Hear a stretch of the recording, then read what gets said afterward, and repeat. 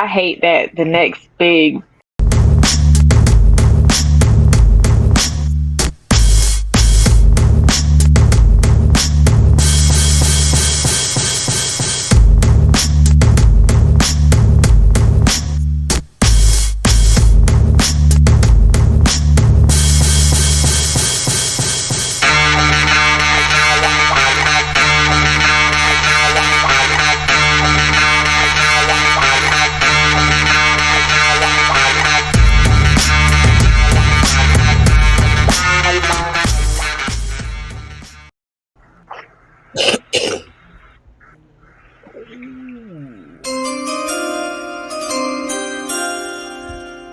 That is right. It is Thursday night, and we on the clock. This is the Audible Thursday night postgame show. I am half of that, and half, I guess, a third. Let me do my math real quick. Oh, A third. I am a third of the. I'm part of the crew. That's what we're going to do. I'm part of the crew. I'm Bobby T, along with Wildcard Mar and April the Jess Girl. What's good, y'all? Yo, that's crazy. Hey, y'all. It must be that Cleveland man. Look, did you think it was Friday? You said it was Friday? I don't know what day it is. I've been in bed all week, so I'm stuck on like Sunday night. Real talk. No, I've been under the weather all week. I'm probably this is my first part of the week. It was great. Damn. So, yeah, I had to lead a homie, Well, Big Mike solo on Monday and Wednesday. So, and it's bad when this is your first show and it's Thursday. right. Yeah. What's good, y'all? Well, I'm glad you're back, and I'm glad you're feeling better. Thank you, ma'am. Greatly appreciate it. Schedule release day. What's good? I ain't even gonna lie. I ain't even had a chance to look at shit, bro. That's great. We get you. I know where I will be going on September 13th. I know where I will be. Cleveland. Ugh. Why would you do that? Ew. Right? You say that. Right. Better food in Cleveland than New York. That's all I'm saying. Whoa. So, anyways, I don't know if he's on yet, but Omar, I will be coming to Tennessee September 13th. I have already sent out my text. That's real. And told them to plan accordingly. I will be buying tickets the moment I can and figuring out all that stuff because September 13th I will be in Tennessee. I mean, logistically, that's a nice move for you logistically, for real. I know. All right, it's easy, man. We just talked schedule. Now, release, I haven't looked at the rest of the schedule. I just saw that game and got excited. Awesome. Well, hell, let's go ahead and kick it off with your team then. Jets. Are we going week by week or are we going entire schedule? Just kind of tired, people want us to talk about everything, so we try to squeeze it in as much as we can. Pause. I mean, is that really a possible statement? That's that. You know what? Let's move on. Keep moving. What we got? Y'all got week 1. Y'all got the Titans. Then y'all got the Packers, the Lions, the Bears. Yep. Got the Browns coming to town. Followed by the Patriots. We see y'all. Yep. I was saying we see y'all. Yep. October 11th. Then you got the Dolphins. Trying to break it up in half. So what's first 8? 1, 2, 3, 4, 5, 6, 7, 8. First 8. Titans, Packers, Lions, Bears, Browns, Patriots, Dolphins, Raiders.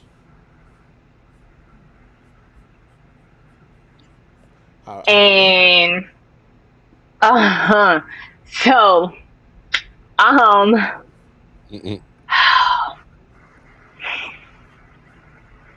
have faith in everybody but fucking Gino. And it scares me, and maybe I will feel differently after preseason training camp, at least I see a little bit of training camp because I try to watch all that stuff, training camp, OTAs, preseason, like maybe I'll have a little bit more My bad, dog. My faith bad. by then, but Say, quit smacking in my ear, bro. My bad. I just I got off want work. to say, I didn't ate all day. Like y'all gotta forgive me. God damn. Like my bad. Oh yes, fuck up. Shit. Favorite Transformer. There's only one, man. It's Megatron. I want to say outside of the quarterback position, Mm-hmm. I'm fucking excited and I feel like there'll be really good games. But I don't have faith in Geno. I'm sorry. I don't. Like, oh. If Seattle Geno shows up, those are going to be some really exciting fucking games. But if New York Geno shows up, I'm probably not going to be watching.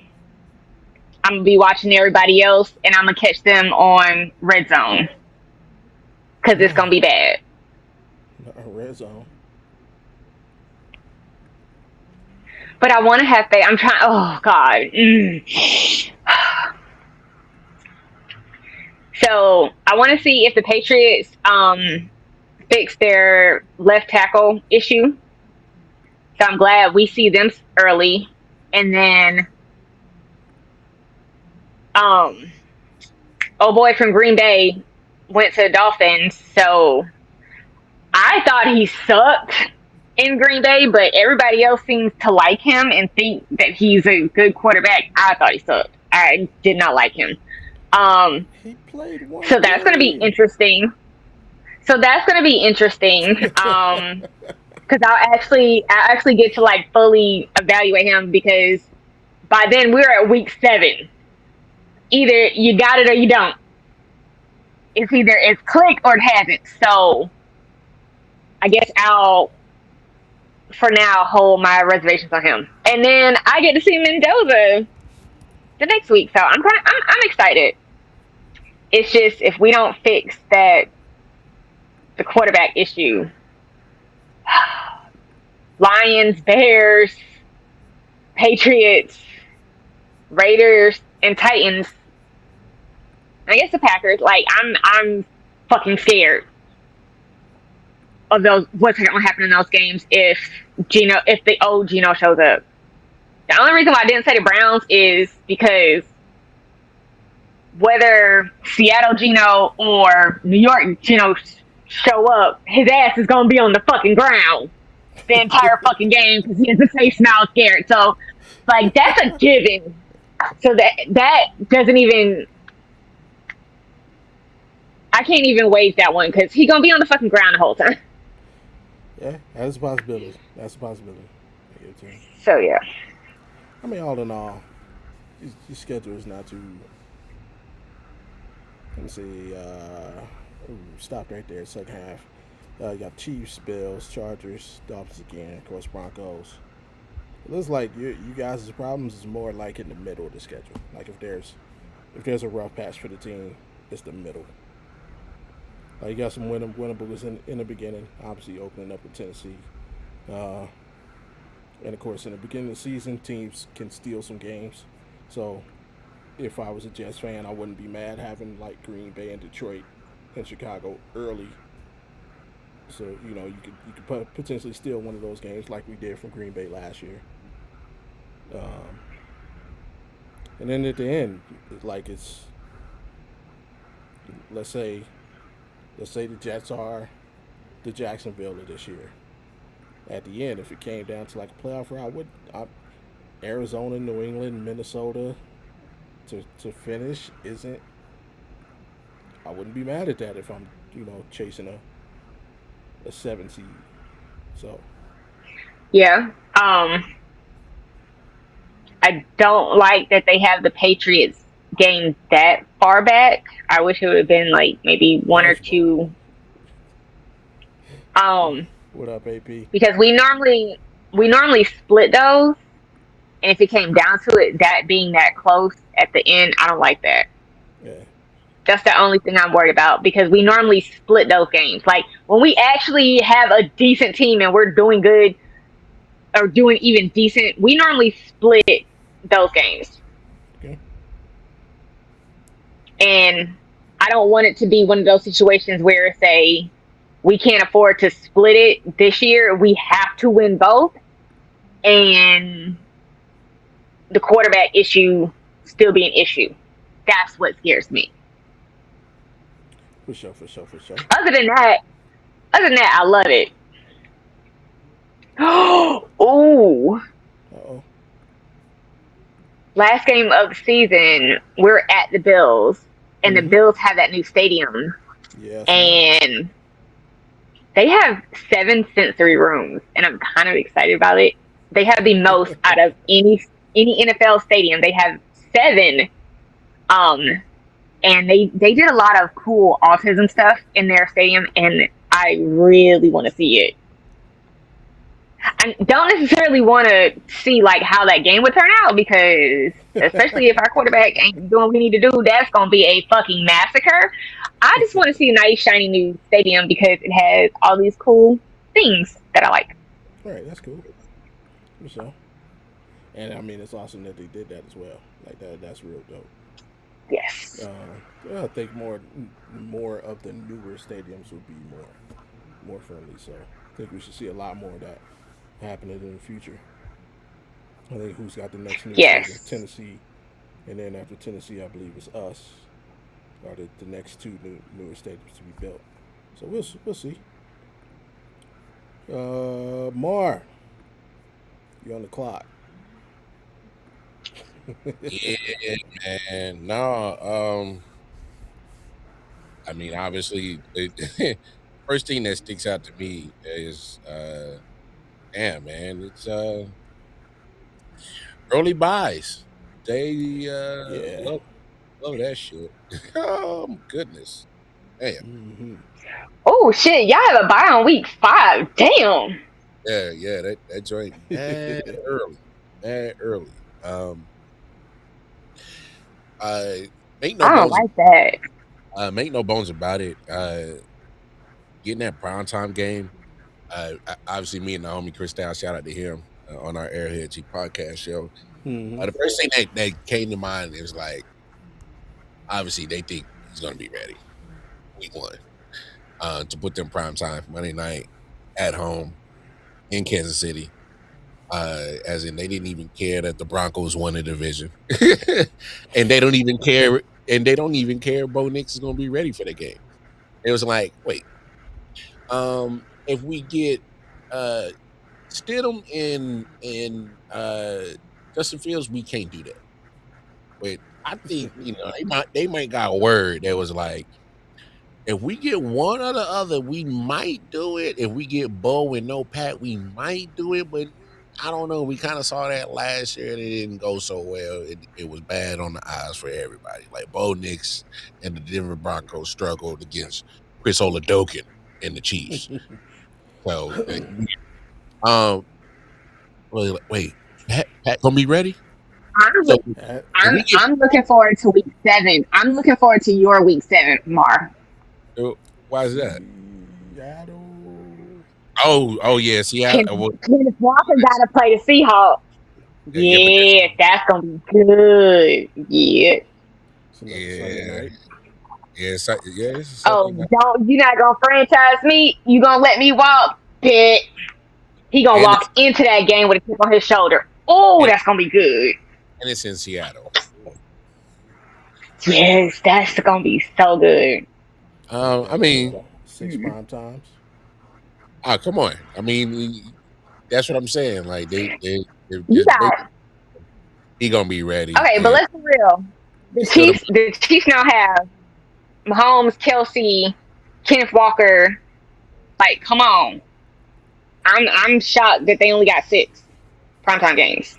I mean, the offense has not been carrying the team lately. I understand it. I mean, you got Mahomes, but Kelsey. You got that many big names on a team.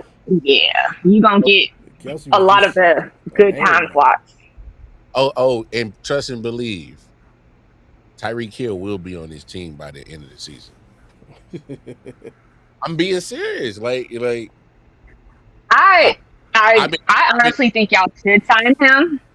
I've been I honestly fighting. think y'all should sign him. I think Let that dude go home. Mm, he no, you, he was he was he was under a little bit more control in Kansas City. Miami was not good for him at all. Like, no. He need to go back to Kansas City. I mean, you gotta I understand. actually hope y'all do sign him. They always got. They like to get the band back together all the time. They do that all the time. Man. They re-sign cats all the time. They used to play that, at least one Super Bowl in this little run that they had. So they bring cats back all the time. So it, come on, that door is open for Tyreek Hill. They after they had their little breakup, they want that old thing back. And so Tyreek made his money and he's still divvying it out a lot of it because he never mind. But yeah, it's gonna happen. It's gonna happen. All right. Well, we get to check out your Chiefs twice. As a matter of fact, back-to-back games. We got them Thanksgiving Yeah. and then the And first Thursday of December. that Bills and Rams back to back is crazy, bro. That's crazy work. Yeah. And they Both on the both on road. the road. So, Hey, and the next week you got Cincinnati on the road, and we don't know what Cincinnati might be. So, big and facts. you know how Cincinnati and Kansas City get down when they get together, and that'll be in Cincinnati. So then you got the team that was just in the Super Bowl right after that. So that 4 game stretch is no 49ers, Yeah, I'm saying you throw it in the Chargers. six because 49ers and Chargers. That 6 game stretch to end the season is Yeah. crazy work. That's Yeah, So mm, so after that's gonna be Thanksgiving, interesting. And this is my y'all first time. And this is my first time looking at the schedule. Like I said, like yeah, I been at work all day, and this is my first time looking at the schedule. And right when I saw that week 5 bye, I said, "What the fuck?" yeah. Boy, And after then I saw Thanksgiving, that, y'all color purple, boy. All man, my life I got to fight. don't fight. Oh my goodness! Oh, 'cause this is wild. This is crazy work right here, dog.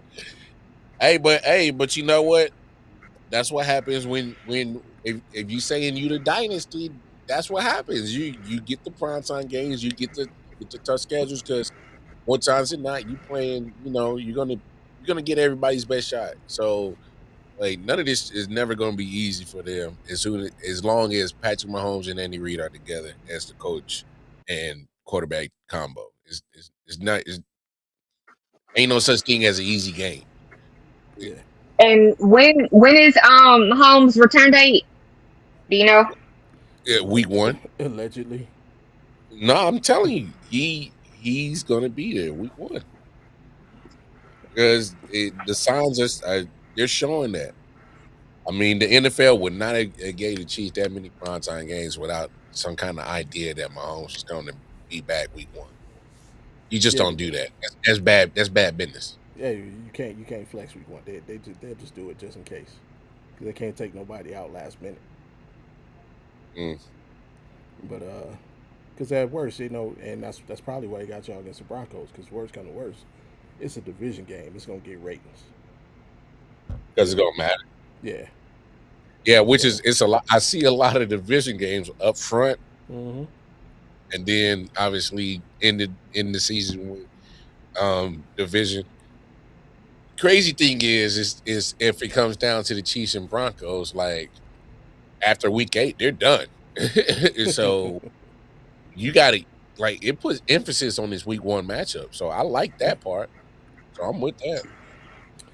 Okay, all right. So I went while y'all were talking. I went and looked, and on Yahoo Sports, it says ESPN drops huge Patrick Mahomes Chiefs injury update, and then I was reading through the article, and it says um The feeling right now within the organization is that he is tracking to be ready for that Monday night game against Bo Nix and the Denver Broncos in Kansas City. Schaefer said, and that's Adam Schaefer. So yeah, Yeah, that's what they gonna say. They ain't gonna say he ain't playing.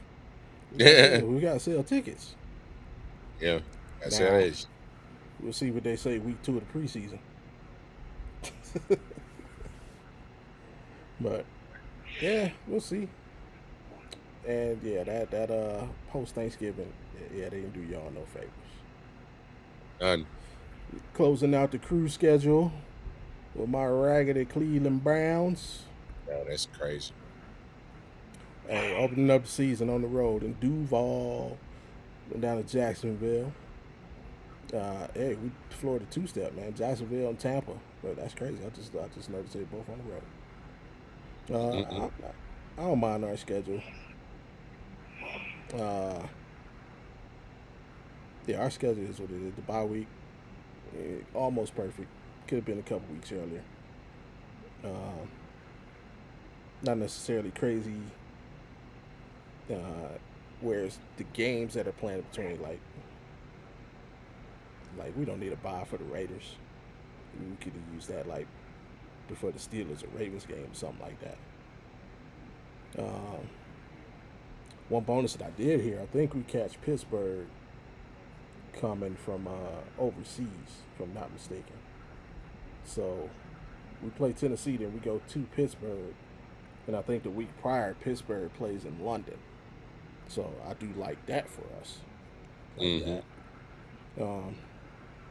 Other than that, I'm interested to see that week 7, your defense against the Titans' new defense, with Sala taking over. I'm yeah, interested to see that matchup.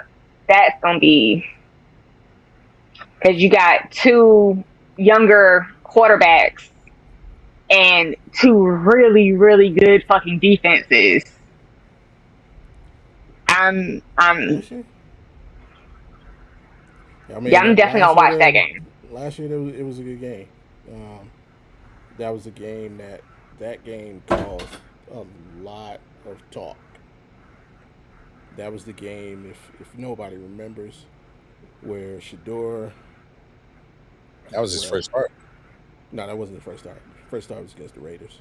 But no, the Tennessee game was the game where basically he threw like 3 interceptions in the first half that got us behind. But then he brought us back in the second half and he threw the touchdown to pull us within 2, and we took him out for the 2-point conversion. That was that game.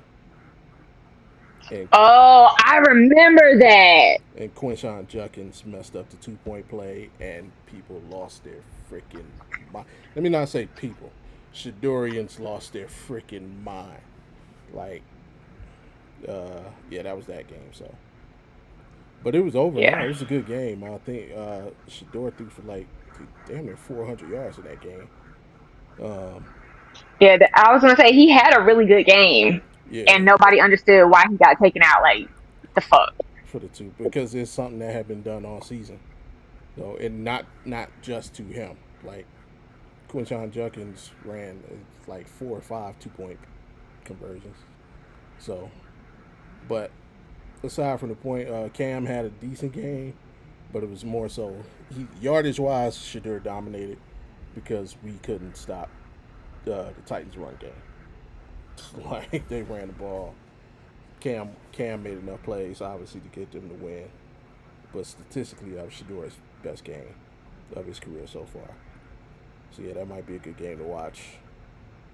The game every Cleveland Browns fan wants to see is December 13th. Atlanta Falcons coming to Cleveland. That'll be Kevin Stefanski coming back to Cleveland. I'm sure that'll be the first sellout game. Soon as tickets are available. It's probably the highest selling ticket Yeah. currently. And, and we make our return to Thursday night football. Yes, we get a Browns game on Thursday night. Week 4, we play the Steelers in Cleveland, October 1st. So, yeah, we get a Browns game to review, y'all. So we get to talk about Shador. Get all Shadorians mad at us. So Well, I hope he plays well because I don't feel like it he has. said he said I don't need the bullshit. Don't need the bro. Nope.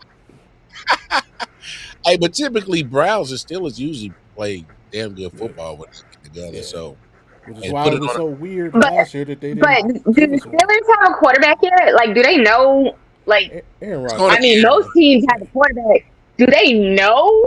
Yeah, they know. Because Aaron Rodgers is okay, playing. He's just doing his Brett Favre and take. I don't want to do training camp and I'm gonna show up and we're gonna run it. Everybody know what he's doing. okay. Uh, that's ours. Who should we do next? Who's the next most interesting team? Let's look at who's I haven't looked at anybody else's. All right. all right. Throw me a name. Might as well do the Cowgirls. Get them out the way. Just get them out the way. Let's get them out the way. All right. That's I was gonna say. Cowboy. So we have no primetime games this season. Not That's one primetime game. that's Yeah, good. that was us last year. So I feel you.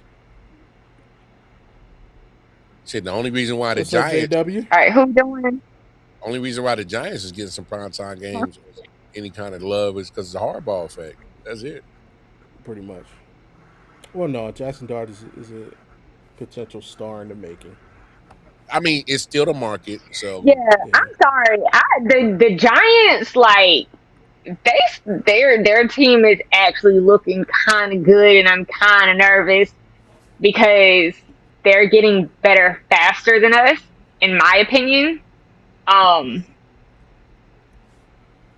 They had a And better that foundation. scares me. They had kind of a better, Yeah, that scares me. especially once y'all started trading people. They had a better foundation. So Yeah. So that scares me. So anybody that plays them, this might be an interesting season for them. all right, but the Cowboys, we got let's see and break down. Yes, this is first six at New York, at home for the Commanders and Ravens, at Texans, at home for Tampa Bay, at Green Bay. Oh no, week 3 they're in Brazil. That Ravens game, they're in Brazil. Okay, for sure. I'm just reading. It just says it doesn't tell me where. It just says versus. I mean, it does have an Oh asterisk, yeah. but that's way at the bottom of the screen. So yeah, if I hit one of those, just let me know.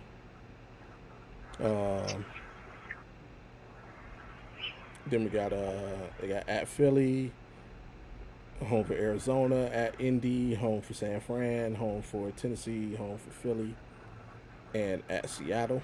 So Monday night game. Then they get the bye, week 14 bye. Coming back for the Rams in LA.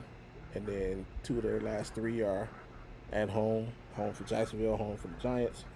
Finish off at the road at Washington. Yeah. I don't know. It's a weird schedule. If Jerry Jones would Like tough early.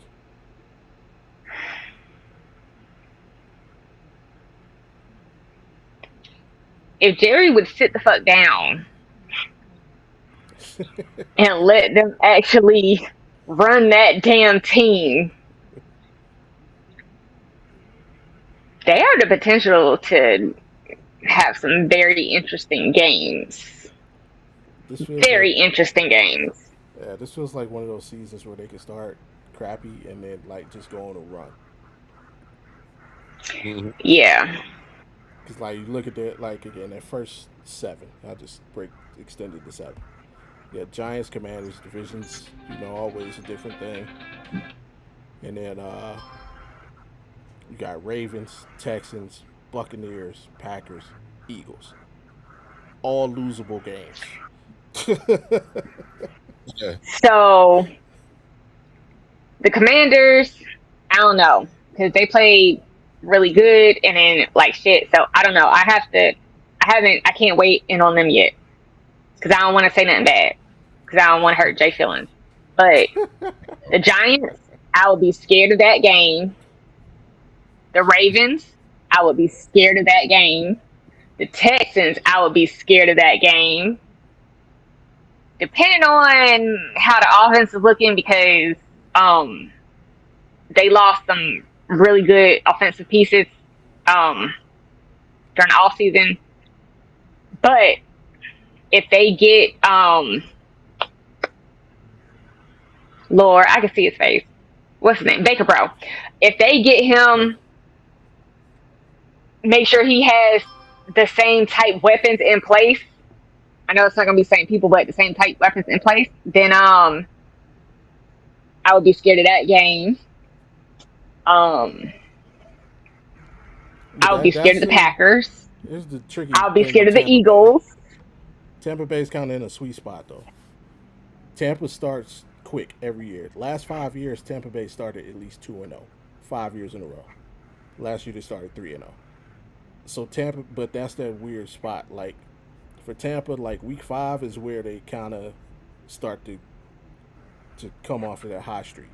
So there's a weird spot. Like they could catch hot Tampa Bay, or they could catch coming down Tampa Bay. You know what I mean? So you're right about that. Yeah. But and then definitely scared of Eagles, the Cardinals. I mean, we'll see what they're gonna do. So I'm not gonna comment on them yet. But then go back to the Colts. I'll be scared of them. Damn sure scared of the fucking 49ers. Like they got some. If Jerry Jones would sit the fuck down, they could actually have a really, really good fucking season. But if he keep messing in the damn locker room, then hey, everybody keeps damn saying AP, it's gonna start to be you. hey, everybody keeps saying that over his dead body. Right. That's what it is. All right, like I know we all say it and we all want it to happen over his dead body. It ain't even gonna be that because Jerry Jones' dead body still gonna be talking. Because it goes straight to his kid, and he is grooming them to run the damn team just like him. And don't you dare tell it. I will haunt you from my grave to keep this in the family. So make you money. So dead ass, and let me knock on wood for this before I say this. Dead ass. I would not be shocked if in Jerry Jones's will there is an addendum and there are very specific instructions on what's to happen with the Cowboys when he dies.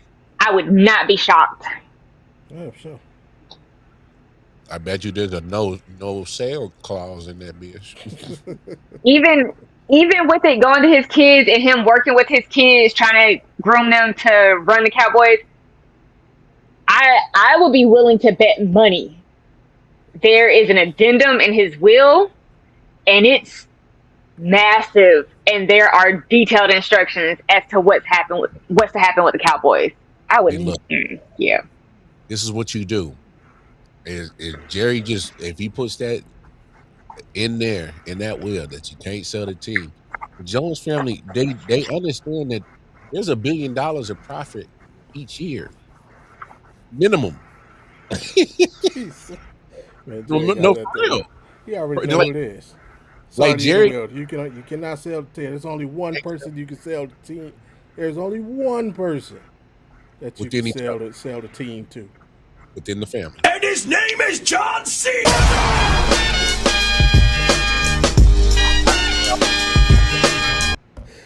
Yeah, we're wrap this shit up. Bro. You know, one day you gonna do that, and I'm gonna hang up. That's what I'm saying. Like we can wrap this shit up. I can't stand him.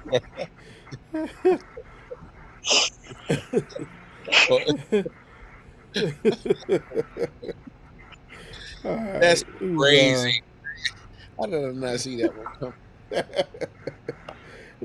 Might as well look at the Raiders' #1 pick, Fernando Mendoza, who allegedly isn't going to start the season as QB. So, nah, they shouldn't. They should let him sit. Yeah, We'll look at theirs. They open up with at home against Miami. Let him You say got his long. Damn. Wait, at home against Miami, his hometown team. yeah, Oh first yeah, game. they're definitely pushing to play him week 1, bro. This is crazy. Yeah, Miami, at LA, at New Orleans, at home against Kansas City, at New England, at home for Buffalo and the Rams. Then on the road for the Jets and Niners. Back home for Seahawks. On the road for the Broncos and Browns. Back home for the Chargers, Broncos, and Titans. And then they finish on the road with the Cardinals and Chiefs. No, I mean, is there a sweet spot in there you feel that all right, let's get the kid in there? All right, hold on. Let me look.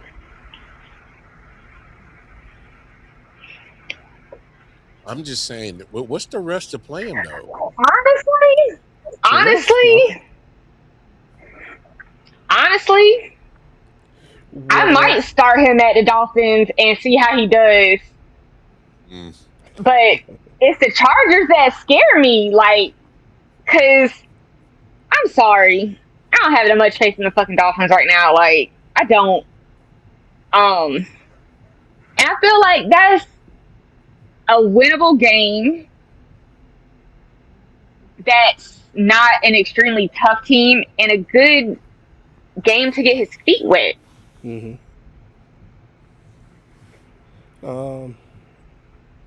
But it's the Chargers the next week that scare me with him starting week 1 because, yeah. When did Bo Nix start game 1? Week 1, game 1? Anybody remember? Last year? Hold on, I'm looking. No, I mean whenever his rookie year was. Yeah. I mean, last year, he started right out the gate, right? Oh no, he started right. Yes, yeah. he became the team's first rookie quarterback to start a season opener since John Elway in 1983. Okay. And he started all 17 games. All right, and got a shout out to Omar, the sports professor, out there in the chat. What up, bro? Since we're talking about your Raiders, feel free to chime in. Now that I'm looking at the schedule, I feel like, bro, just start in week 1. Because once you get going, there's not really, like, you got some defenses in there. So it's not really a good. So. Yeah. I would say week 2 has me nervous because if their O-line is back, that's a potentially crushing loss to his ego and his mindset, his rookie year. I'm worried about every game, but not as worried about the Saints. That one, same as week 1. I'm not as concerned with that one. It's week 4. If Mahomes is back, y'all better have him a therapist in the locker room waiting after the game because if it doesn't click like ASAP, that's gonna be a bad game. That's gonna be a really bad game. I mean, if Mahomes is back, starting them earlier because wait until look at this stretch of defense, from week 9 to week 12. 49ers defense, Seahawks defense, Broncos defense, Browns defense. That's crazy. And then you got the bye week. So if they didn't start him week 1 and they waited a couple of weeks, the only place that I could say come out the bye with him to start, if he didn't start at week 1. Look, man. Hold on. Let me finish. If you don't start him week 1, the next chance you get to really start him and not have it have a really bad, scary fucking game is week 8 when he plays us. But then you don't have another chance again until Week 16?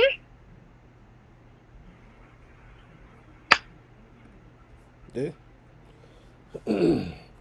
So it's either sit him until like the last 5, 6 games, or just go ahead and play him week 1. Yeah. I just hope he had. I don't know that much about their new head coach. I didn't follow his career. I don't know that much about him. And he didn't coach that long in Seattle for me to be like, oh yeah, I remember him. So that being said, I really hope that he does not pull a New York Jets on that young man in his career. No, he's Clint Kubiak has a solid reputation in the NFL. Like he was. And I'm only saying that because I don't know him, so I'm Yeah. hoping that doesn't happen. But if he's good and the Indiana can translate to the NFL, ooh, it's gonna be interesting because the Raiders might actually be good. Well, I'm right there. I'm right there with you, Omar. What's the rush to play him? Like I the mean, hardest position that translates over from college to pros is the quarterback. Like we gotta understand. Like this dude ain't what he about to see. He ain't seen that in no Big Ten. Like he this Like, growth. I mean, kind of. No, not like this, so I man. don't. Oh man, So oh man. I don't care. I don't care if they start him or don't start him. But if they do start him, there's only a couple spots where you can put him in. So you gotta make that decision pretty much going into training camp as to this is the goal or this is the goal. Hey But man. they got other quarterbacks that can play, and they already suck. So why are you rushing it? Just saying. I mean, That's what that's if in well, training why are we camp he just outperform? Because you can't lie to your players as well.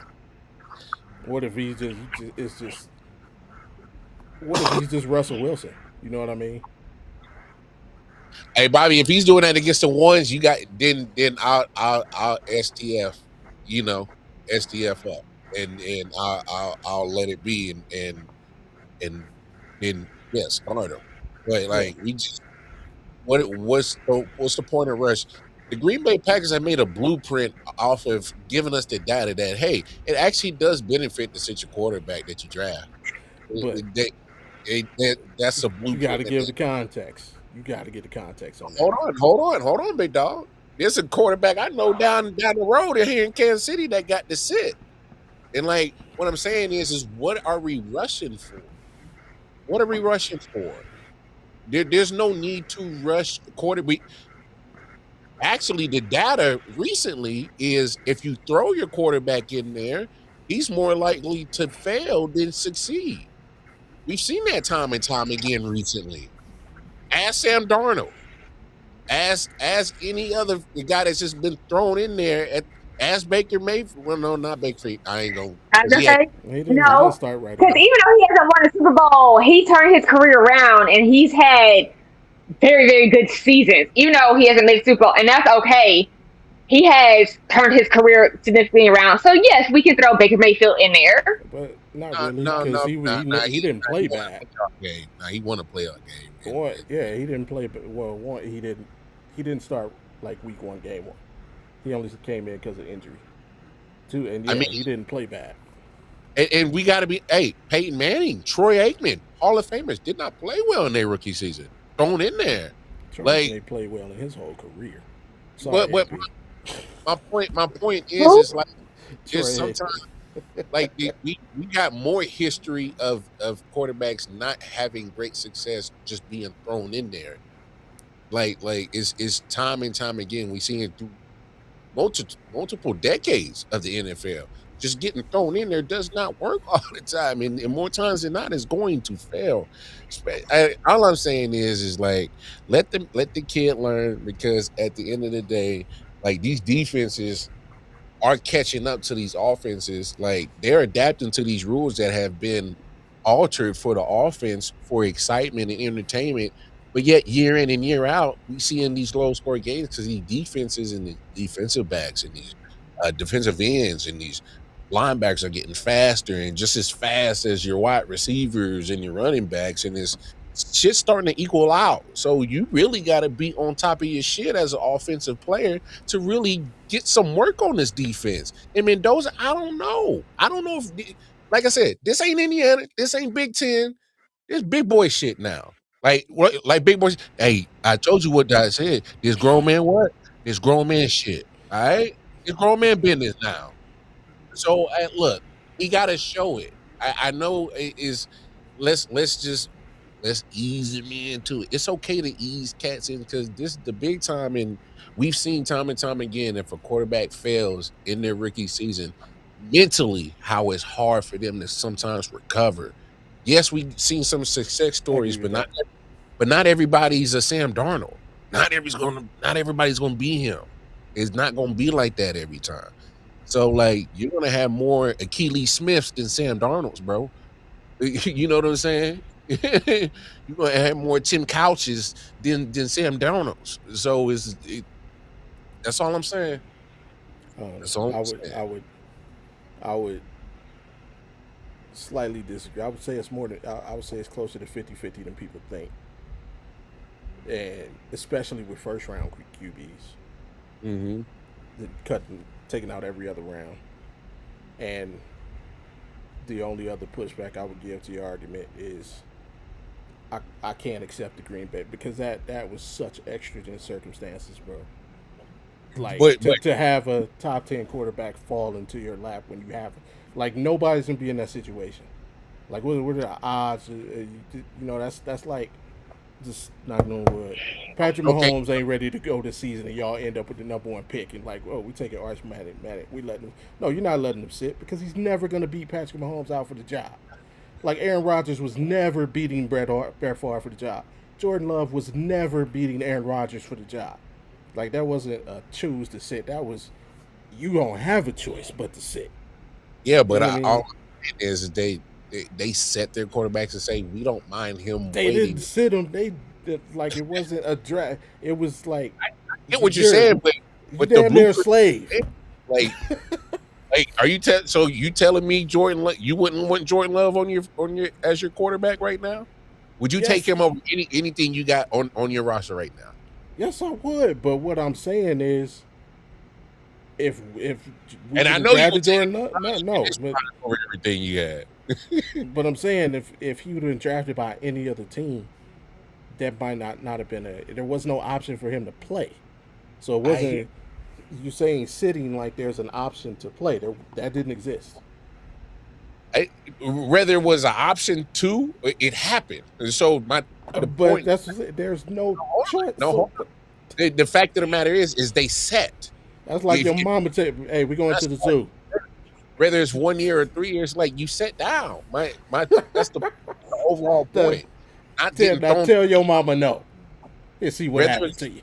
But whether it's 1 year or 3 years, sitting is always better than just getting thrown to the fire. That's the main overall point. So, I mean, so Mar, normally I side with you, and we normally got each other's backs. I don't need nobody. But right now you're wrong. But right now you wrong, and I just gotta tell you that you're wrong. Hold on, baby. Like I'm sorry. You're wrong. Opinion. I'm not wrong. The fact of the matter is, if you sit down, let me bask in this for a minute. It's cool. No, Mar. It's no. You didn't have a fucking choice. I understand. I get I get where you're going. I don't sit down. You're not getting thrown to the fire. It always be getting thrown to the fire. Period. No, and that part I completely agree with. We hear, but then you throw in who the quarterback was, and I'm sorry, it wasn't. Hey, we wanted you to sit so you could learn. There's no way in fucking hell that you were gonna be QB number 1. You were never gonna be QB1 That's ever. if you really do your research, Aaron Rodgers actually thought he was going to only sit that 1 year.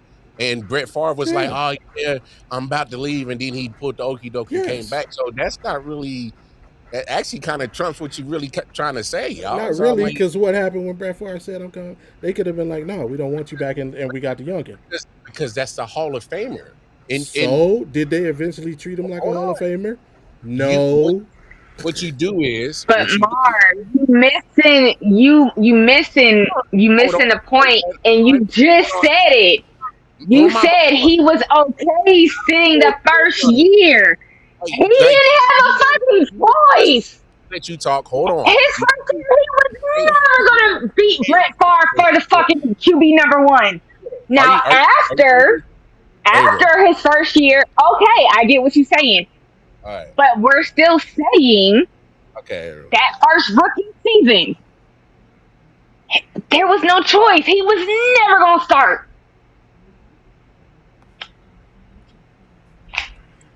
Are you done now? You said it. You literally just proved Bobby right. Because like you really just cut me off. But you proved Bobby right though. Like, and you still going on about it. You proved him right. Because nobody got a chance to say nothing. It's been the April show tonight. Like, damn. Like, fact of the matter is, he was about to get the starting job his second year in, and he pulled the okie doke. So obviously you let the Hall of Famer have the job because you know what you have with the Hall of Famer, but you don't know what you potentially have with somebody that hasn't done nothing. Even though, so it's kind of like, yeah, of course you're gonna give him the job, but like let's not act like like he had to sit another second and third year. They was like, maybe. But that's the thing, he did. But Mar, you just proved Bobby right. He still had rookie season. Define being thrown to the wolves. Literally starting your like week 1 as a rookie. That's what I'm talking about. Being thrown to the fire, thrown to the wolves.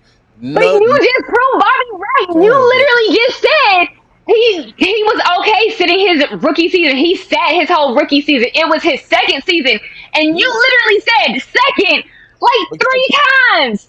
Because that is the point that I said. It's okay. Darnold on Monday Night Football throwing a fucking pick six because he was thrown to the fucking wolves. That is thrown to the wolves. Sitting as a rookie works. It's okay. It's okay to sit. Sitting as 2 years, it's okay. Sitting at 3 years, it's okay. It's okay to sit. And I agree with that point. I agree with that part. But the point that you seem to be missing is whether he was okay. Okay. He was never going to win QB number 1, so you never had a fucking chance to even have the option of, are we going to throw him to the wolves or are we going to sit him? He was never going to make QB1. That was never a conversation that they ever had about him. And that is a fucking hill I will die on. The fuck? Man. Sorry. To die on something that silly like that? Because he was never going to be QB1 his rookie season.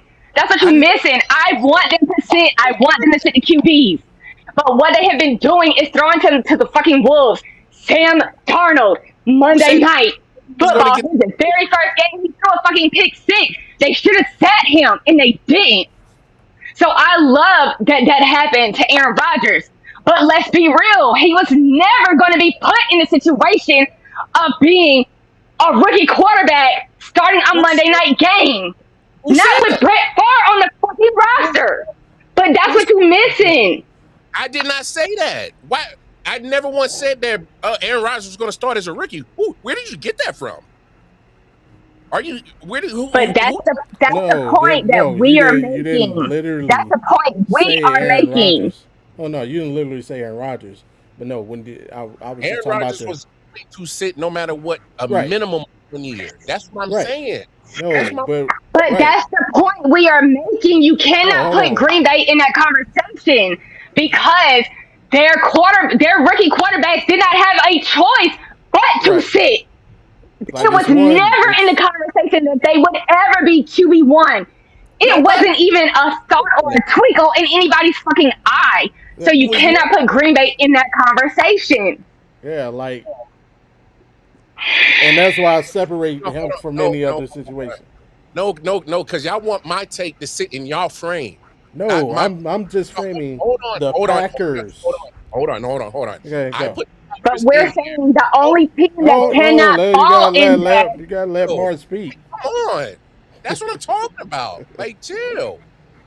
Y'all want my take to put in y'all box. My overall take was whether you said 1 year, 2 years, 3 years. That's what I'm saying. It don't matter the time frame your quarterback set and wasn't thrown to the fire. So that's why I'm putting the Packers in there. That's my take. It's always Right. been that from the beginning to the end. So don't try to make my shit fit in y'all box.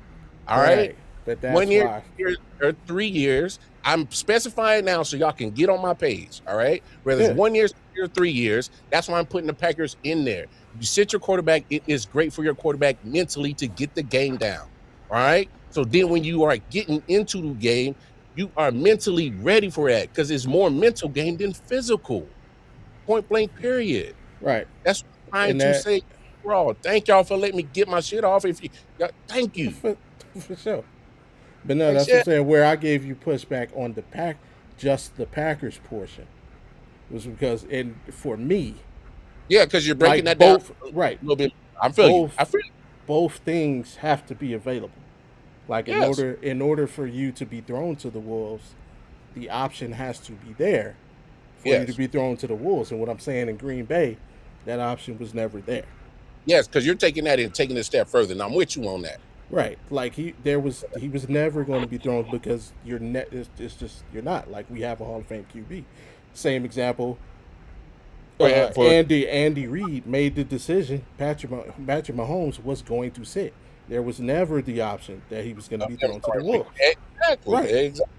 So, like, if that option's taken away, like, I can't count that versus a Fernando, where they have a choice. Like, they're literally they're gonna decide. But Yeah, do they? I know. Yes, because I think they're in the same, and that's why Hey, that's why here's I made the Russell Wilson comparison. They made the decision, but Russell Wilson showed out in training camp in the preseason. Then was like, but he was also doing it against the ones. He was doing it against the ones. Right, and that's what I'm saying. Like, so if Fernando goes out and does that, it's And like, that's what I'm with you on that. If he does that against the ones, then so be it. Right. This conversation is mute if he does this against the ones. Like, right, 100%. Like, right. That was my thing. No. If Mendoza does it against the ones, he's killing it in training camp against the ones. Preseason games, he's murdering ones. And obviously, I know to a certain extent you're not seeing the full playbook, but still, ones is one. You know, especially if they do joint practices and he's killing the ones. All right, then Kirk Cousins, ain't no way, you know, whether this phony little contract that we got settled for you, you have to eat that. Then you sit out. So same way, what's his name was our boy Matt Flynn. So here's my thing. It's almost the same damn contract. Like, Kirk Cousins has the ability to push the rookie off, but he also has the ability to like fast forward this motherfucker real quick and give the job over to Mendoza. And I think that's really where you gotta look at the schedule and like, well, shit, this month Kirk is over here being Kirk, fucking Cousins is turning the ball over and overshot receivers. Like, but here's my only pushback. I don't think the Raiders have done enough to really set up that offensive line, and I would hate to stick Mendoza. Although he is athletic, under like low key, his athleticism kind of gets kind of put to the back burner. He's low key kind of athletic, but like I don't want to be putting a rook out there getting his head kicked in every week. You know what I'm saying? Right. And that's why I was asking about both Knicks, because I know they're kind of in similar situation in both. Fernando's not as old. Yeah, Fernando's but like almost 23 years old as a rookie. Yeah, but did both Knicks ever really have it though? did he ever really have what? The it factor or I ain't never really look, I know Broncos fans don't hate on me, but I ain't never really been sold on Bo Nix. well, Sean Payton was, So, and he threw him out so, so I feel it was more of Sean Payton shining through than us actually seeing a stellar Bo Nix. there. Because I feel like if it had been any other coach besides Sean Payton, I don't know if he would still be the Broncos quarterback right now. I mean, I don't agree with that part, but I agree with the first part. After what? What? Wait, he's going into his third year? Yeah, this is year 3. No. Yeah. So let's review the tape, and I understand about sophomore slump. His team carried him in a very large amount of games, especially in the beginning of the season. You only giving them 2 years? You ready? Wait, hold on. Let's get this right. No, I'm saying no. Listen to what I'm saying. I feel like because of who his coach is why he's doing as well as he's doing. If he had any other coach besides Sean Payton, I feel like at this point it might be kind of iffy, especially looking back at what happened his sophomore season. Had he not had as good of a coach as he had, because let's be real, at least the first 6-7 weeks, them wins were by everybody but him. And if I remember correctly, it was closer to like week 13 or 14 before he had like that was a Bo Nix game. That he had his rookie season. So, like, let's be real, because his sophomore slump was bad, but he has an amazing fucking coach and a really good team around him that is helping. Hey, Averill, would you want CJ Stroud or Bo Nix? CJ Stroud. Right now? I'm sorry, I'm not a Bo Nix fan. I'm never gonna pick him. I like CJ Stroud. I like CJ Stroud, and I feel like their offense took a really big hit, and hopefully they get their offense back. Because once he figured out, it got better towards the end of the season. But when Dale went down, his offense took a hit, and you could feel it. But I'm sorry, I'm gonna take CJ Stroud hands down all day, every day. Like, no. Mm-mm. Yeah. I'm not a fan of Bo Nix either, but right now I gotta take Bo Nix. I feel CJ, regardless of the coaches. I asked that question right, Bobby. CJ a couple games from he could get benched. Matter of fact, let's go ahead and pull up their schedule. That'd be oh yeah. Yeah. No,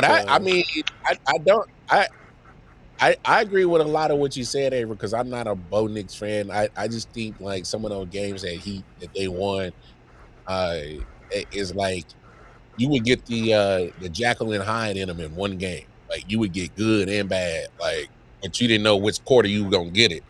Like there was you would get the bad in the first half, and then the second half you get the good, and then the next game it'd be all the good be in the first half and the bad come in the second half. So it's like he was consistent at being Jekyll and Hyde. So it's kind of like I break that mold.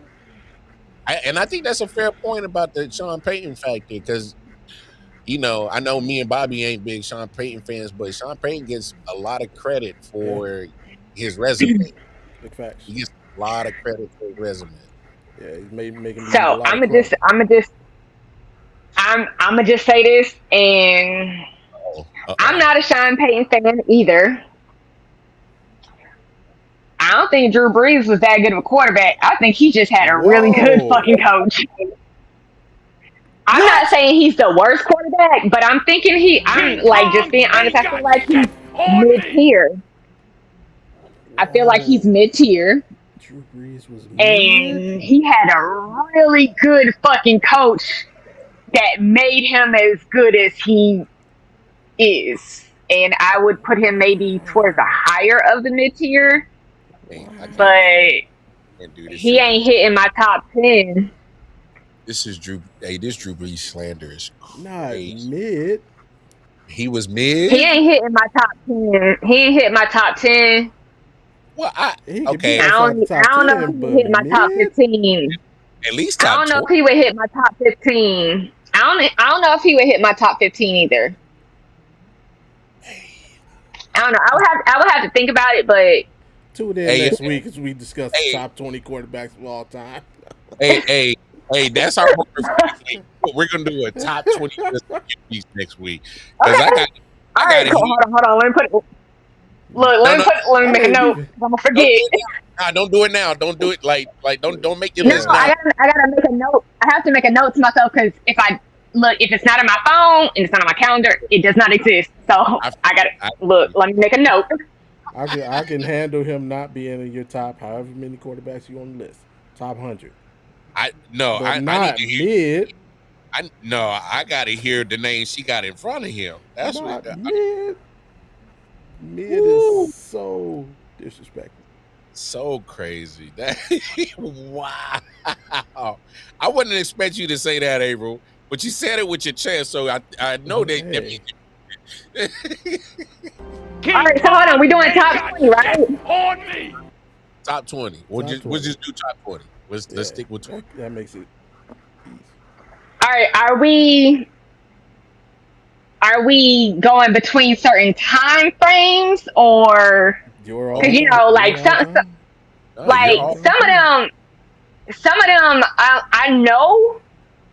I know how great they were, but I never watched them. Hey, that's cool. That's whatever. So how you want to do it? How you want to do this? How you want to do this?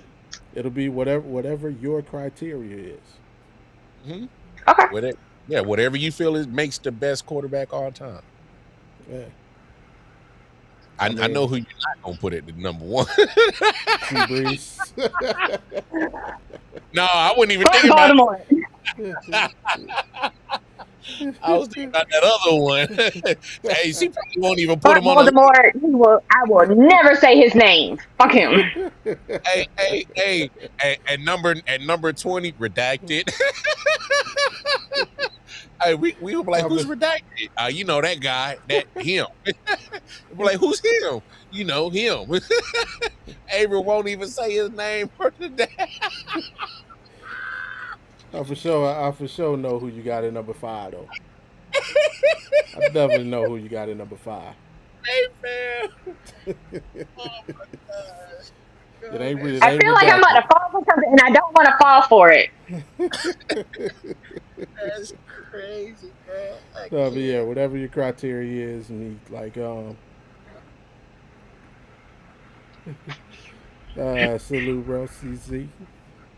Mar knows this about me on most of my lists when I talk about anything. Championships are a factor, but like I don't do the he's 4-0 or he got like nah. As long as you prove you can lead your team to a championship, like that's usually enough for me. So whatever makes your criteria, use it, and your argument is your argument. That's how we do it. That's how we always do it. Okay, cool. Cause but I don't want to have to include Joe Namath. I don't want to have to include Joe Namath because fuck him. He ain't even the greatest quarterback in Jets history. Hey yo. And so many people include him, and I'm like, no. Nah. But I include Joe Montana. I love me some Joe Montana now. Love that man. But yeah, nah. Now you're talking. Yeah. And I mean, it's Joe Montana. Tell me who you got as number one Jets QB. I'll tell you who I got. Um, in just Jets history. Because we know the best Jets quarterback ain't making no top 20. I would have to sit and think because I don't know. For me, it'd be Vinny Testaverde. Not Vinny. Hey, Vinny was a killer, bro. Hey, say what you want. Vinny was cold. Hey. You already know who my top Jets QB is, though. Who? And his name is John C.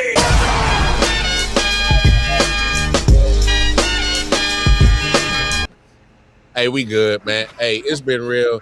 Hey, April, Not y'all. and that motherfucker Bobby G. Hey, man. Hey, I hope you like the schedule. Let's be honest, it don't matter when you play the team. Well, it kind of does, but Well, hey, we got to merge with CJ Stroud. you got to play him. How many games till you get benched? Yo, that's All right, hold on. Let me pull up there. Wait, what? Hold on. Okay, hold on. That was very disrespectful. I know, That was right? so fucking disrespectful. The fuck? You will not put that on CJ's name. I was Absolutely not. like, damn, Bobby, like he ain't getting benched, bro. Like he got to get hurt, dog. CJ ain't getting benched. Nah. They gonna let him work all his problems out, bro. CJ was terrible last season. I don't disagree with you, but what I'm saying is that's they got. They gonna rock with him. Nah, bro, you got a Super Bowl caliber defense. You can't waste their time like that. You gotta, especially, look, your first 7. You're at home for Buffalo and Cincinnati, and you go to Indianapolis, come back home for Dallas, go to Tennessee, the Jacksonville game. I think that's a Europe game. Yeah, they in London. Okay, and then you come back from that to face the Giants before you bye. Which is weird that they didn't give them their bye coming back from London, so they go straight home against the Giants, which is crazy. I would have probably been a little bit pissed about that. Facts. But look, I mean, that you could be. I feel like if they come out of that anything less than 4-3, you got to start asking. Exactly. Well, and okay, so you know what doesn't help is what Davis Mills went 3-0 last year when he was injured. Something like that. I believe you're correct. So therefore, you got evidence that the team can continue to win football games without you, right? Yeah. So what I'm saying is, you asking that question, I thought it was disrespectful, but now it's kind of like, yeah. Davis Mills 3-0, 900 for almost 1,000 yards, 5 touchdowns, 1 pick. And, with numbers like that in 3 games? Yeah, 3 games. So they was moving the football? Yeah, 300 yards a game average, 5 touchdowns, 1 pick. So moving the football, undefeated record. So moving the football with a Super Bowl Davis Mills, a giraffe neck. Yeah, you know what I'm talking about, April. He got the long giraffe. Like you can't miss him. Yeah, but yeah, if they come out of those games, hey, you might be on to something, Bobby. like 2-5. Hey, because out of which games? 2 and 5. Their first 7. Hey, you got Buffalo, Cincinnati, the Colts, Cowboys, Titans, Jaguars, Giants. And that ain't no easy first few games. It's not easy, but the Chargers and the Browns. This is anticipating that their defense continues to play at the level they play at.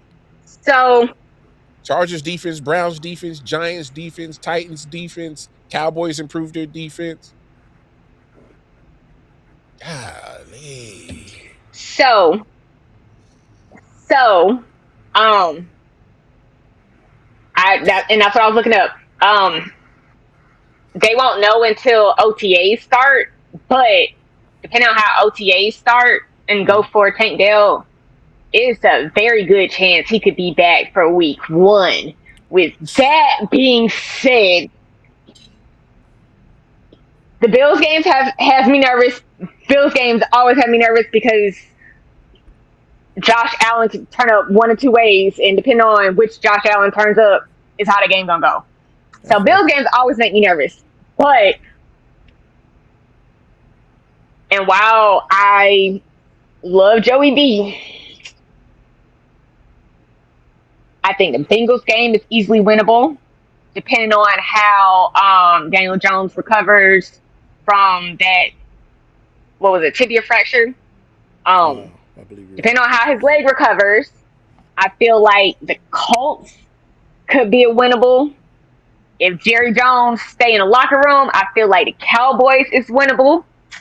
Depending on how good the Titans defense got and how good their offense, I feel like that could go from a blowout to a very close game, depending on how the Titans have fixed themselves.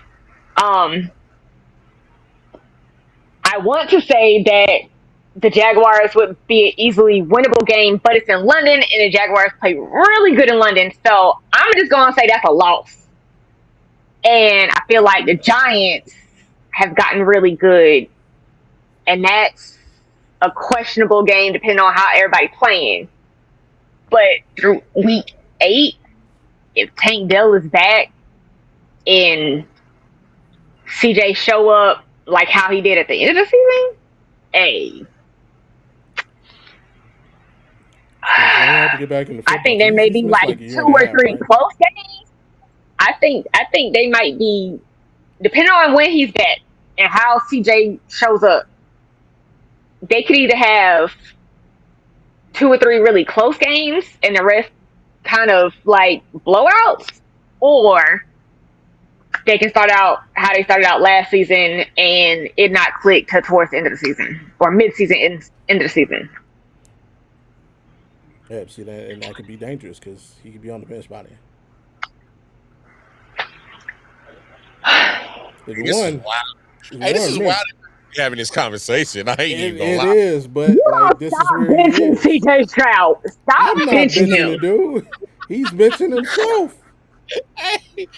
I mean, no, because like when you first said it, I was like, I was with everyone. I was like, yo, that's kind of mad disrespectful. And then I'm kind of like, damn, he ain't been playing well, and that defense is literally Super Bowl caliber ready. Like, we just need you to make a couple plays, bro, and like.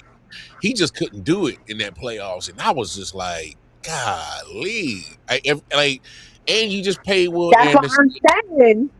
And Danielle Hunter got some money. It's like you pretty much retained all majority of your pieces that was there, and I think they added Blankenship from the Eagles, so they got one of the white boy corners that was cold blooded. So it's like, yo, bro, like what I'm saying is, it's like. I'm with you, Bobby. You can't waste this Super Bowl caliber defense, because if he do what he did in that playoffs and it carries over into the season and it's about midway through and they ain't hit their bye yet, it's gonna be such a loud noise. Bun B can't save you, CJ Stroud. Ain't gonna be enough trail burgers. But that's what I'm saying. But that's what I'm saying. I feel like depending on when Dell comes back. Remember, is with CJ we gonna see, because he's got to get back in like let's be real. You the season before, you and your best friend was like, yeah, that's his dog. Y'all was killing everybody, and then like you saw the injury, and like that injury still gives me nightmares. And then you in the playoffs, and your best friend is supposed to be here, and he's not. You got come on, you. It had to be a mental thing. Yeah, I believe. And I know that was weighing on him, and I know it's. And so I feel like depending on when Tank Dell comes back, it might be a really interesting Texans season. But here's what you're forgetting: he also has to get back into football shape. He ain't played a game in 2 years. Yeah, been a minute. So it ain't gonna just be come back. And that's why they said depending on how OTAs go, that's when they're gonna kind of look to see when he would come back is how he does based on OTAs. So, And that's what I'm saying. I'm looking at this. I'm like, I'm with you on the Buffalo game. Josh Allen, anything can happen.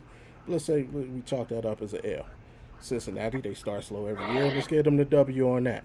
But then you got the Colts. Yeah, and Dave Jones might not be there, but it's a division and game. Anything can happen. The Cowboys, you're gonna have to and outscore them. that's what I'm saying. Like depending on who he got on the field with him and where his mindset is, the Colts game it can go very good or very bad depending on who's with him. Same with the Cowboys. Like It's gonna take 40 to beat Dallas, and I don't see them putting up 40 because that's just the games that Dallas play. Especially early in the season, they get into a lot of early season shootouts. But I will give Dallas credit. They've been trying to address their defensive problem. So True. On paper it looks improved. On paper it looks improved. It does. You got to transfer the field. And that's what scares me because on paper it looks really fucking good, and it kind of reminds me of when they actually won shit. Don't say that. Like them trying to get back there on paper. But then Jerry Jones goes in the locker room and well, then we have the seasons that they've had for the past. When the last time they won some shit? I can't fucking remember. Yeah. So as long as Jerry Jones in the locker room, then we good. I don't want to get the Cowboys Nation. No, I don't want to hear none of y'all. Cowboys be back. We them boys. I ain't trying to hear none of that. I hope y'all suck for another 30 more fucking That's years. why I hope Jerry Jones stay in that locker room, stay fucking with their heads. Like, yeah.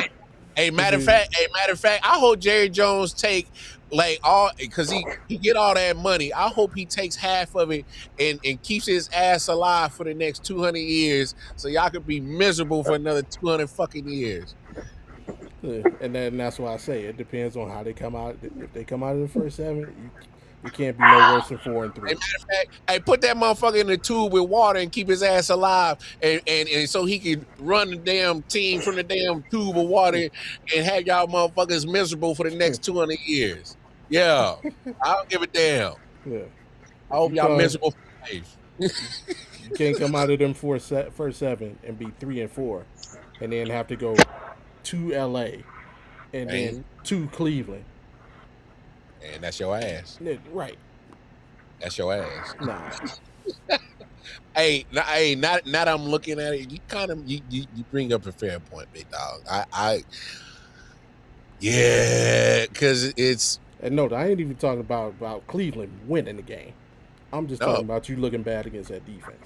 Well, that's the thing. That defense is for real. You know, that defense is for real. Especially with quarterbacks in this kind of situation, where they like kind of iffy because they got either some mental shit going on or injuries or whatever. Like, it's not even about the Texans winning. It's about how many times Myles Garrett is gonna put you on your ass.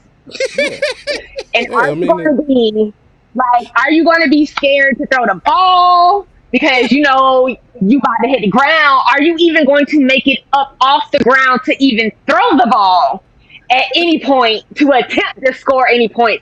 Like, that's where my head be at, especially with quarterbacks in this kind of situation. Like, just know you're going to be seeing green the whole game. You don't know what color the jerseys are. You don't know who you played. You don't know who was in the audience. You don't know who performed at halftime. Like, you don't know none of that. All you know is there was green grass and Myles Garrett. That's your ass, Mr. Postman. That's your ass, Postman. Hey, that's crazy. Hey, help! Hey, man, y'all make sure y'all. I don't fear nobody else on the Browns but Myles Garrett. Hey, Texas. Hey, can y'all make sure y'all help brother out? Hey, help a CJ out, man. Hey, make sure that y'all got adequate people protecting my dog. Hey, come on, man. Hey, cause And so it'd have if been his offense ain't clicking, hey, and then you nah, got Miles Garrett rushing you, man, that's gonna be a bad game. okay, That's gonna be okay, a really bad game. okay. So I'm gonna throw a lifesaver out for my man CJ. All right. I think he did play better when Joe Mixon was healthy, so that I think that made a difference. That is fair. Okay. I think that Okay. made a difference. And to Avril's point, Tank Dell was his dog. That was his dog. Yes. And That's like, that's their best friends. yeah, that's Like his. that's yeah.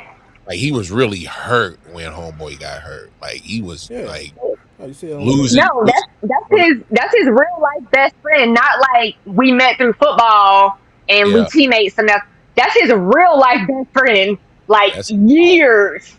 So Yeah. yeah, I'm sorry if I saw like me and my best friend, we've been best friends for 15 years, something like that. Like if I saw that kind of injury right in front of me, I don't know. I don't know if I would step foot back on the football field. I'm just be honest. Like that was. yeah, that's crazy. So I mean that I will throw in those lifesavers, and the last lifesaver I will throw him is I don't think the Texans have done an adequate job of like giving him like actual protection. And the best piece that they had was Laramie Tunsil. Then they traded it away. So and they've been retooling ever since, trying to get him an adequate O line. And I know they're trying. I know they're trying, but it has to be better. It has to come around because I get it. We want to throw shade on or make jokes on CJ, not necessarily throw shade, but if we throw all context into it, like there's some things outside of his control that is just like help me, bro. Like help me, Like, dog. and I love D'Amico Ryans. I love him. But let's be Mm, real, he's not an offensive minded coach. He's a defensive minded coach, which is why I never worry about the Texans defense when it comes to their games. I'm always worried about their offense because I feel like their defense gets way more attention than their offense has. And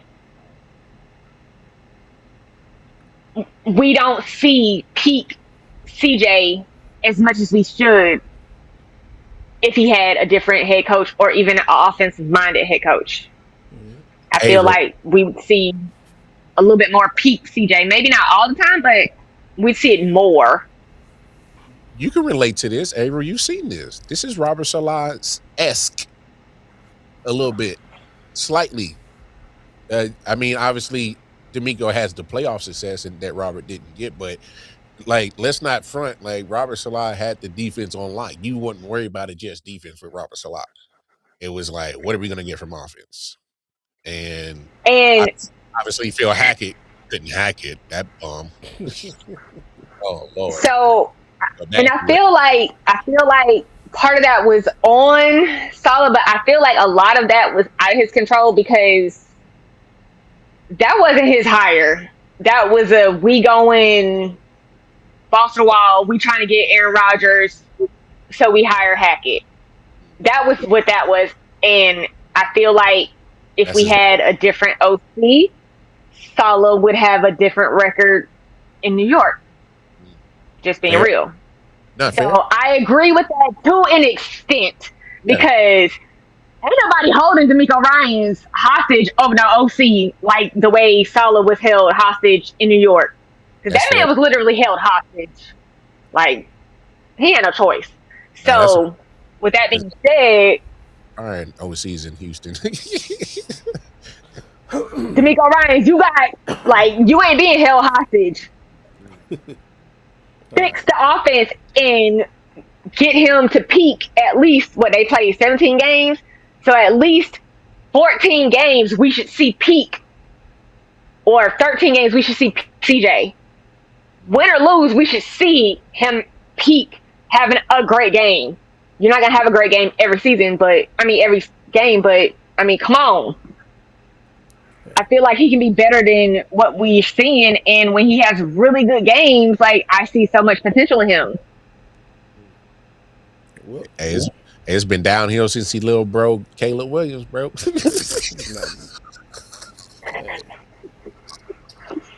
hey, But you know what does have real potential?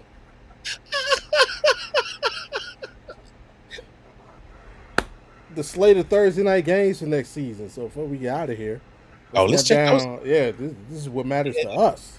Yeah. So I'm just go through game by game. Y'all say whether you like what we're looking forward to. All right. So we kick it off. Week 1 is an NBC game. It's not a prime game, so that's not on here, and I can't remember what it is. Um, I think it's that. I'll look it up while you're going through. I think it's Chiefs Broncos. No, that's Monday night. No. It's that. It's the Rams Niners Right. in Australia. There you go. So we might. Yeah. I don't know how that's gonna work out for us time wise, but No, yeah. it's still going to be regular time, or like 7 p.m. prime time here. Okay, for sure. Yeah, kickoff is going to be 8:35. All right, for sure. Yeah. So yeah. that's we got that week 1. Now to the prime schedule, which starts week 2. Got Detroit Buffalo week 2. Ooh, open up the stadium against Yes, Detroit. sir. Yes, sir. Hey. That is the first game in that brand new stadium. That might not go so well for you to do that one, dog. Hey, Detroit ain't no now, and they got no pressure. You go So, as much as I love Detroit, I love me some some Dan Campbell. Like, I love him. I feel like that's gonna be a massacre in a brand new stadium. Hey, Goddamn, that's gonna be a massacre. hey, wait, hold on. Wait, hold on. season- Wait, you think the Lions is going to massacre the Bills? No, I feel like the Bills are gonna massacre the fucking Lions, and it's pissing me off because I really like the Lions. I want the Lions to win, but I feel like it's gonna be a fucking massacre. Hey, we got 6 months till we get to that part of the program. Right now, we're trying to build the excitement. We ain't trying to get people murdered right away. No, that's a good matchup though. To open up this That's gonna be such a good game. That's gonna be such a good game. There you go. That's the spirit. Week 3. Oh no, because oh boy, he gonna throw 3 picks, but then he gonna throw for 4 touchdowns and have us hoping and believing, and then Josh Allen gonna show up in the 4th quarter. Yeah, so. Week 3, we got the Falcons going to Lambeau Field to take on the Packers. Not mad at that. Our first chance to see Kevin Stefanski with his new team. Tua.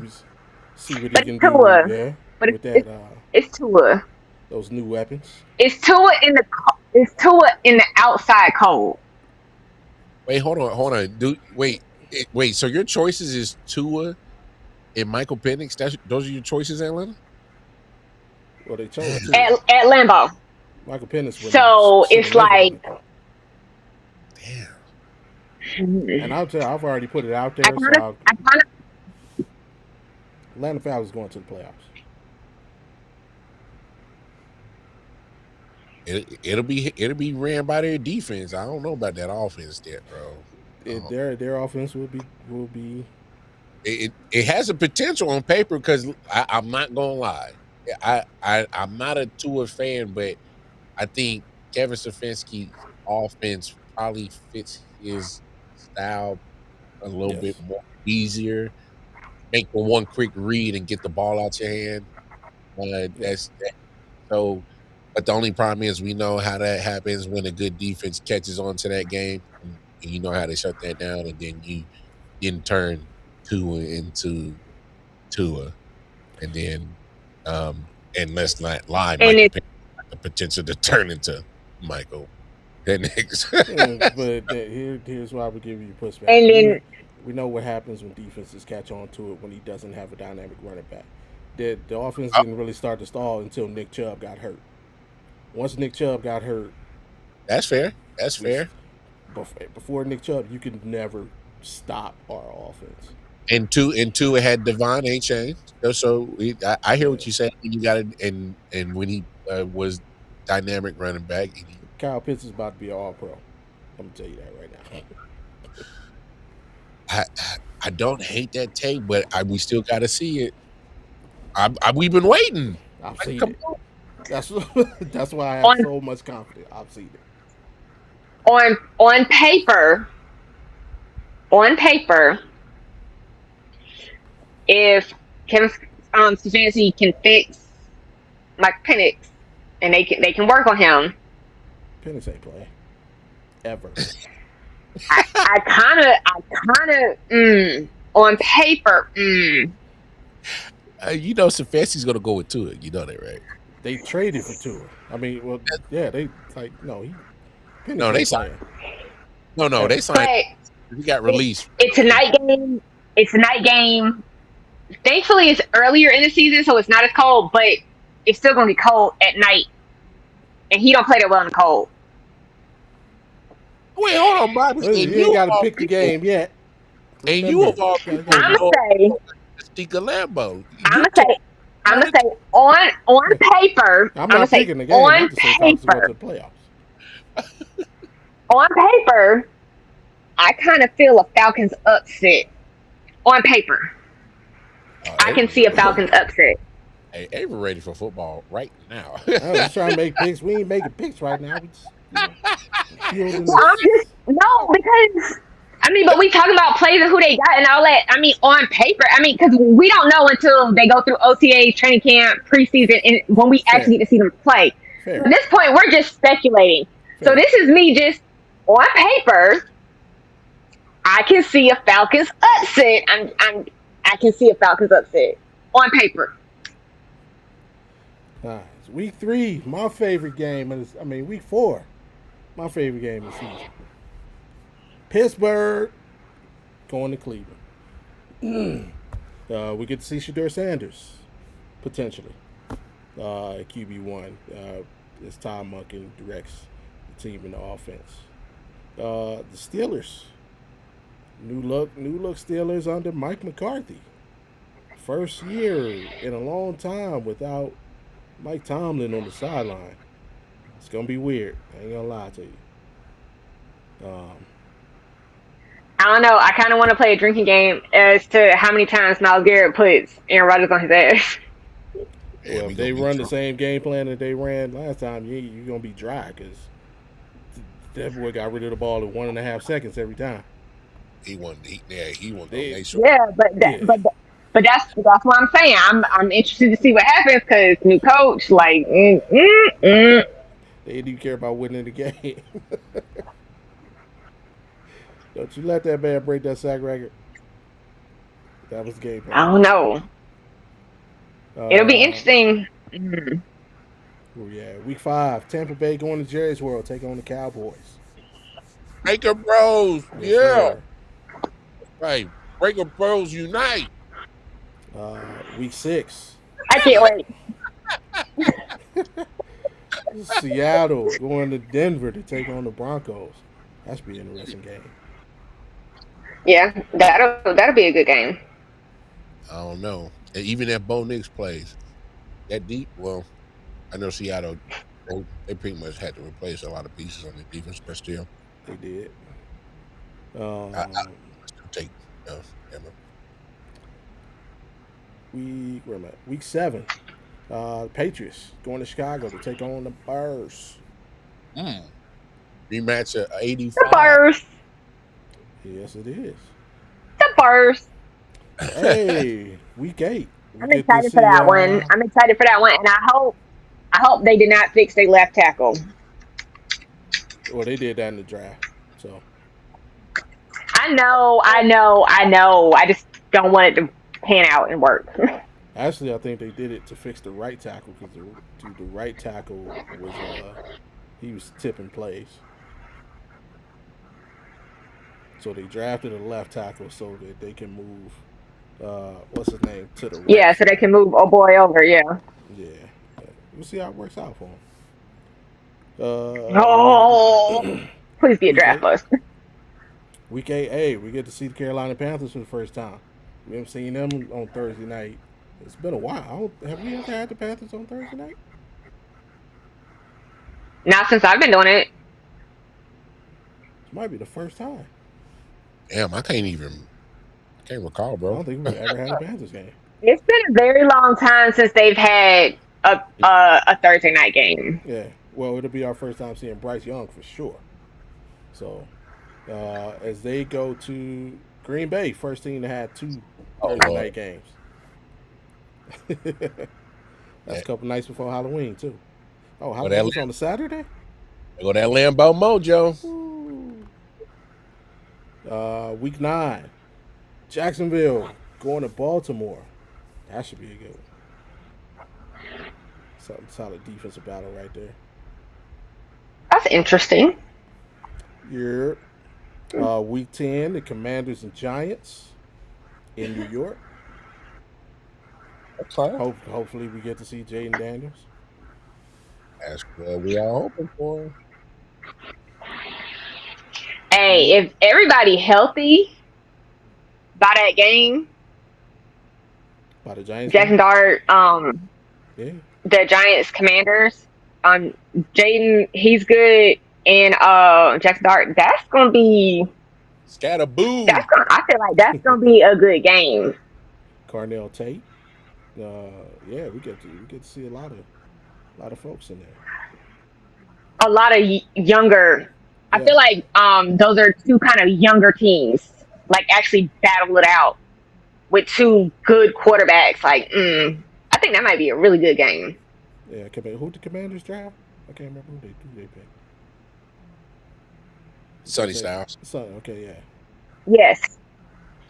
Good to see Sonny and Carnell, and yeah. Actually, we get to see a lot of young talent. Week 11, we got the Colts and Texans. Hopefully, C.J. Stroud still starting by then.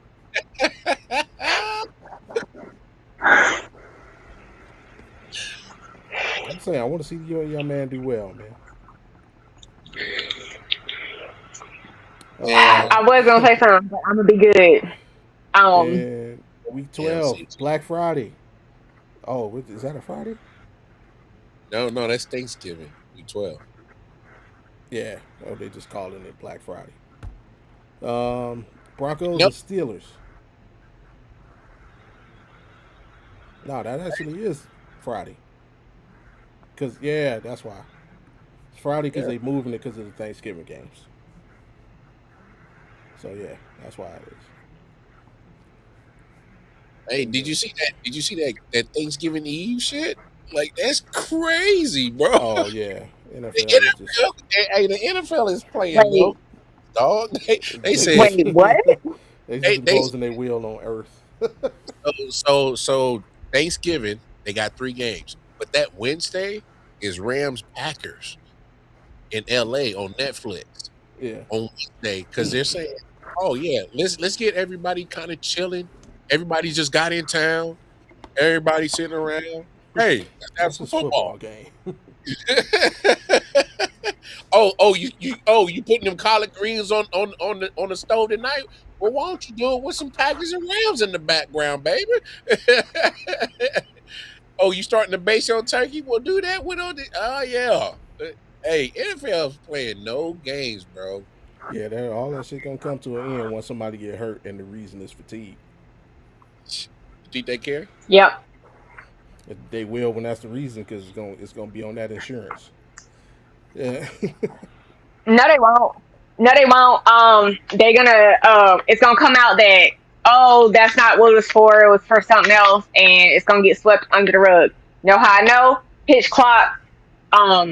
Looking at starting pitchers with pitch clock and how many Tommy John surgeries they've had. They do not give a fuck about fatigue. They don't care. That money. They gonna keep it going as long as they making money. The only way it would stop is if they not making money. As long as they making money, oh no, we gonna get these games. Talk that talk, baby. All right, week 13. Hey, here we go. Hey, Kansas City. Hey, that's gonna be a good game. LA. That's gonna be a good game. That's gonna be a good game. I still remember that game they played. Was it about 4 or 5 years ago now? And that was Patrick's rookie year. Was it? Yeah. That Monday night game against him in golf. That was golf though. Like fucking 53-48. Oh Like yeah. Yep. That game It's like was 100 plus, crazy. 100 plus. Yeah, 100 plus, bro. That's crazy. All right. Week 14, Minnesota and the Patriots. Patriots making their second round on Thursday night. Ooh. Why? Why are they stuffing us? Like, no. What? That might be the weakest game so far. JJ McCarthy versus Drake May. Kyler Murray, sir. Oh, wait a minute, sir. Oh, I forgot about the short king. I thought they were doing it for the two younger quarterbacks, JJ versus Drake. I forgot about the short king. Short king. The short king. Hey, that's crazy. Hey, do y'all remember that Burger King commercial where he's like, "Oh, look at my small hands, I can't hold the Whopper." that's good when I see Kyler Murray. He got small hands. Stop it. Get some help. Oh my god. Hey, let's move on. Oh, this here. San Francisco and the Chargers, week 15. Harbaugh, first game against the Niners. Oh, since he's been back. Oh yeah. Since he's been back. He didn't have a game against them last season? I think they play in the preseason because they share the stadium, but this will be his first actual game against the 49ers, I believe.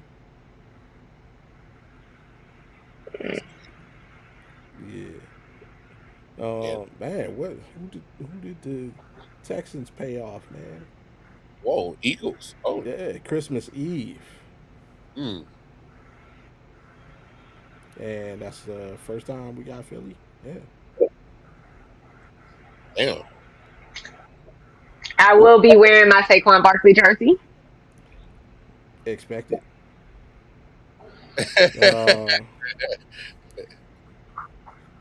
And then closing out the season with Baltimore and the Bengals. Well, that's a good way to close it out. That's probably the one I'm looking forward to the most. I mean, as long as it's beat the shit out of each other. A healthy Joe Burrow year. If it's not a healthy Joe Burrow year, yes. Yeah, no. Yeah, I forgot about that commercial. And then we'll get another playoff game. We'll see what playoff game they give us. So, just off the top of the head, I mean, not as good as last year. Off the top of the head, last year, yeah, we got some bangers last year. Yeah. Hey, but last year the entire schedule was like amazing. This year is kind of. Yeah, it looked amazing and it played amazing. This year, there's some potential if some things go right. There's potential, but. Hey! This year's schedule was like a hand of spades, man. We got 4 in a couple of B's, bro. We got 4 in a couple of B's. All right. We got maybe a solid 4, but some of these joints, some of them we might go have to get a jack and a 10 to ride, baby. You know what I'm saying? There's a couple of B's in here that might ride, and some that just might stink up the joint. I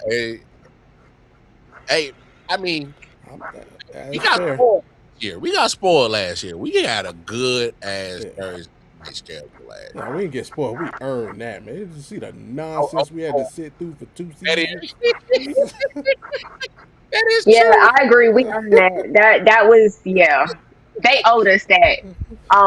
Jerry Judy's raggedy ass.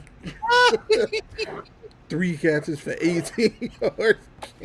And they tried to cut at Steve Smith because he called you out, and you did exactly why he called you out. 3 for 18. Hey, bro, and that was so funny because as soon as we went so Paul's hard on Jerry Judy next year, traded to the Cleveland Browns. I said, Bobby, here's your dog. Man, that's crazy. Hey, fam. Oh Lord. And then, hey, he did all right when he initially got He there, did. He but had the best season of his career. yeah, boy, what happened last year? He reverted back to Jerry Judy, but that's okay He got his because money though. He got his money though. he did. And you know what? You know what the crazy thing is? He got his It money. was still a smart move by the GM. As crazy as that sounds, he still made a smart move.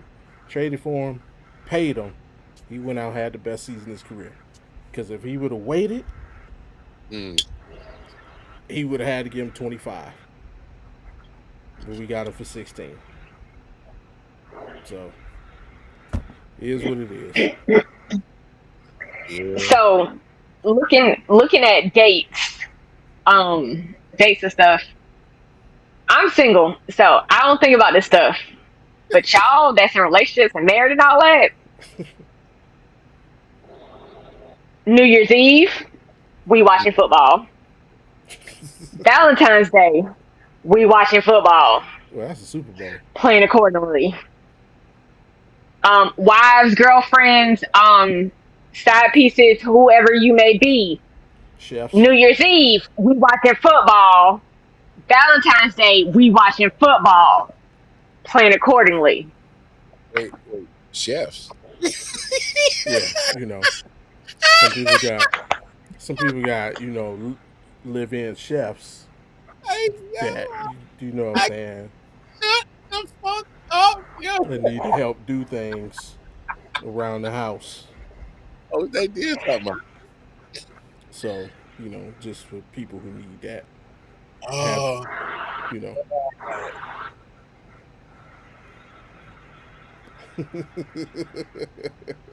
hey, You know, some people have that, you know, they can afford it, and you know, they have nice chefs who are able to take care of things around the house. So, salute to those people. All right, so side note, just things that make me wonder. So, you know, there's been a big shift, especially with a lot of women getting more involved in sports, whether it's coaching, front office, reffing, whatever it may be, and in the amount of female viewers has skyrocketed and a lot more women watch football. With that being said, I wonder if, I know some of it is just when dates fall, but I wonder if some of it is more strategically thought about and scheduled to include those bigger holidays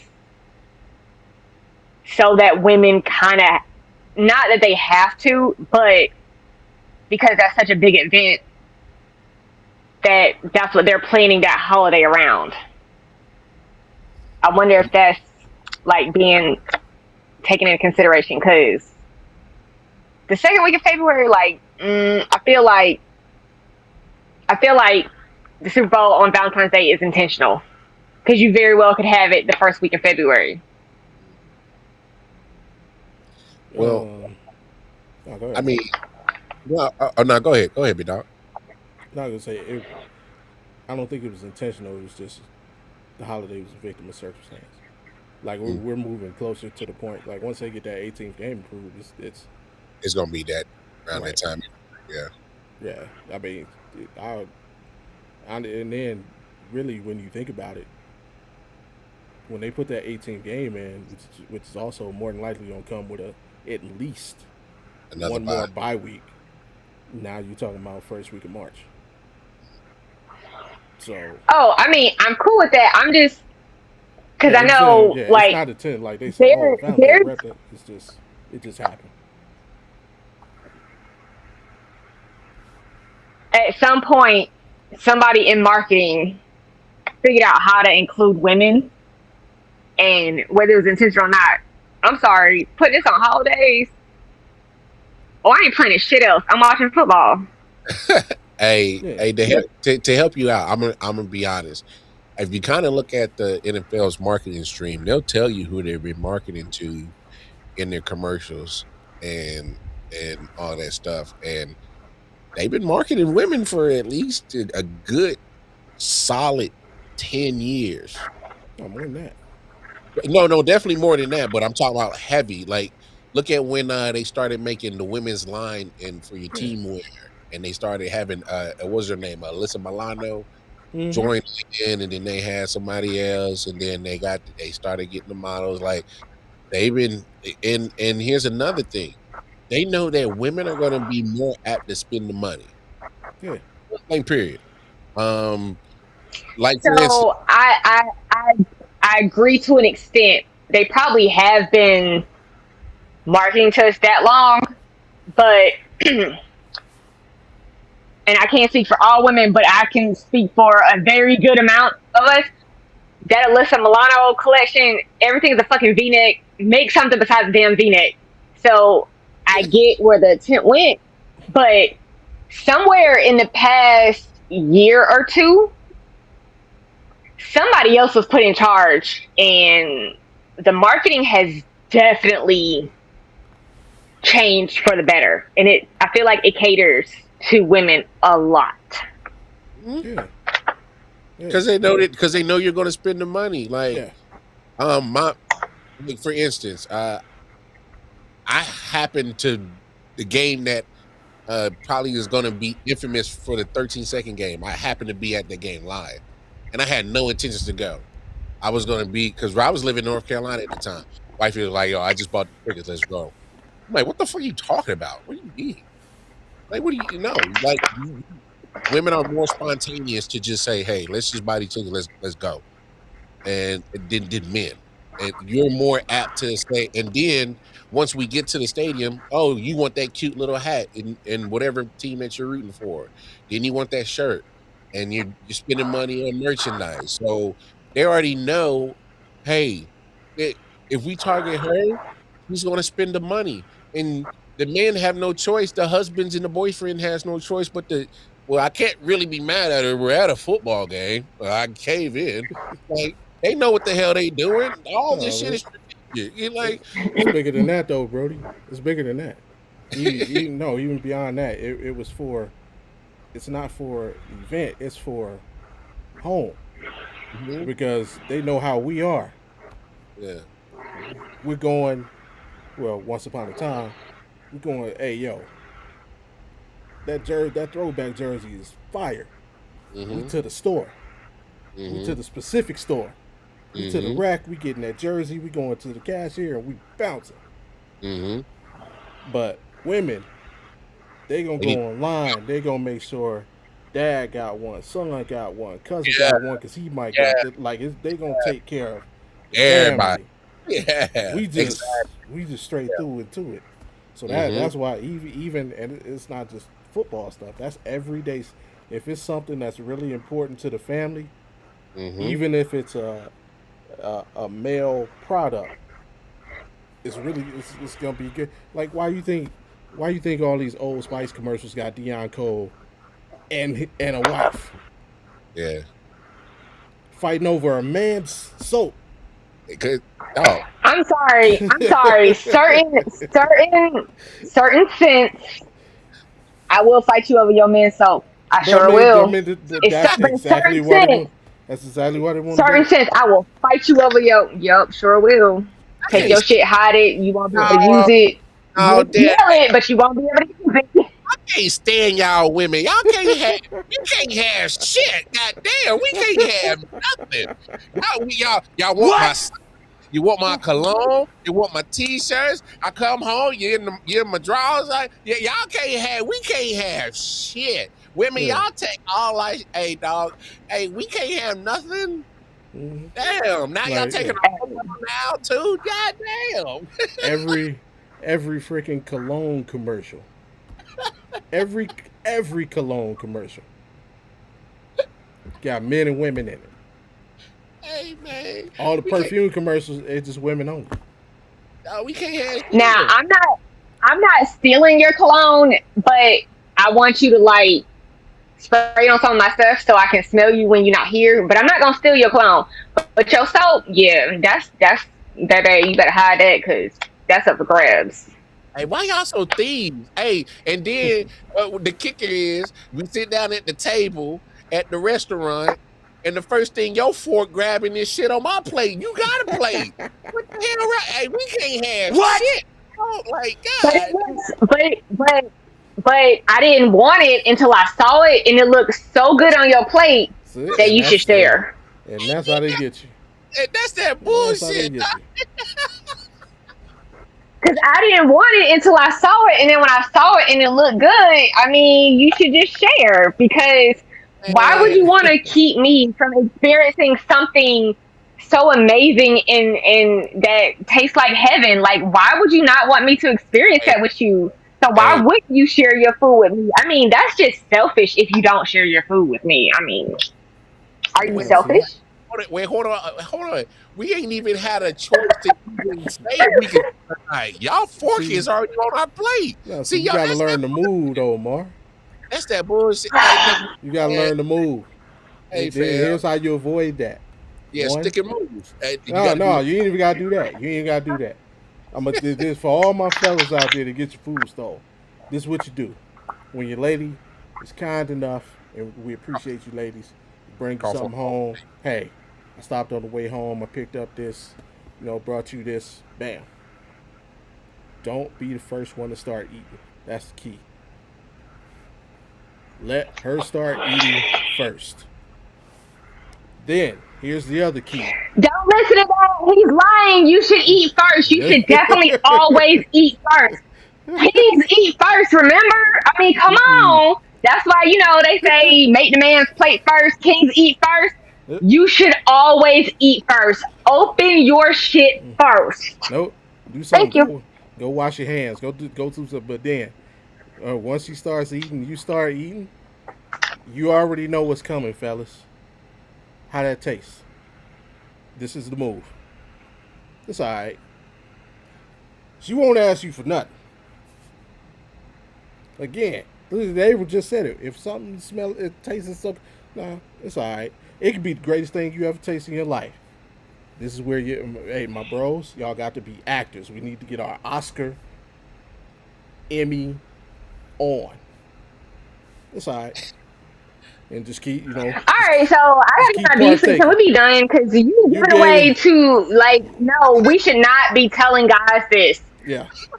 Always tell us how good the food is. You should eat first. Hey, You should. So you want to make sure that the restaurant or whoever prepared the food isn't poisoning us. So that's why you're gonna taste yours first because you want to make sure that everything is safe for your woman.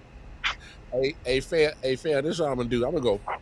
I'm like, my shit kind of off. I think it might be bad. Like, see, you can't do that. Can't do that because then it's gonna be like, why you still eating it? No. Yeah, pretty much. Because if it tastes bad, like why we not calling the person back over here, and why you not sending it back? Why you still eating it? Then it don't taste bad. So then let me taste it. Just keep it simple. It's all right. Because it's all right. It ain't good. It ain't good enough for me to tell you. Yeah, you'll be able to eat in peace for the rest of your life. Hey, be like, it's all right. Yeah, I mean, it's all right. I've had better. Nope. Don't elaborate. See, you don't. I don't like the way this conversation going. Just a simple shrug. Just how your food tastes, babe. It's all right. It's all right. And just keep enjoying your portions. That's it. I don't like the way this conversation going. Hey, well, Bobby, this is what you do. Take your fork and just kind of flick it around. Yeah, while you're chewing. Yeah, that's but it's all right. Depending on where you are, you watch the game or something. But in your head, got her. In your head, that tastes like.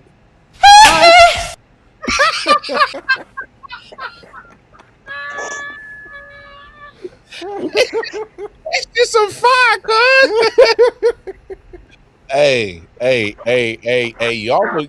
you also thinking in the back of your mind. Gotcha, bitch. I got her.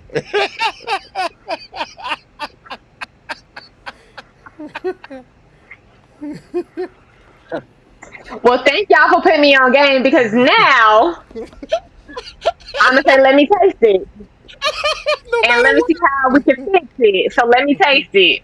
Hey, you just greedy, April. She said, I'm going to taste it no matter what.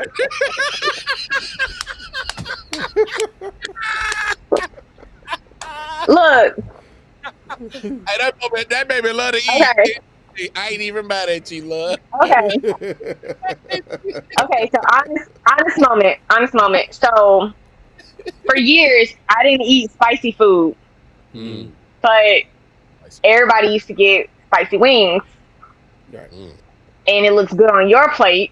So I want to taste it. I have learned to eat spicy food mm. just to take food off your plate.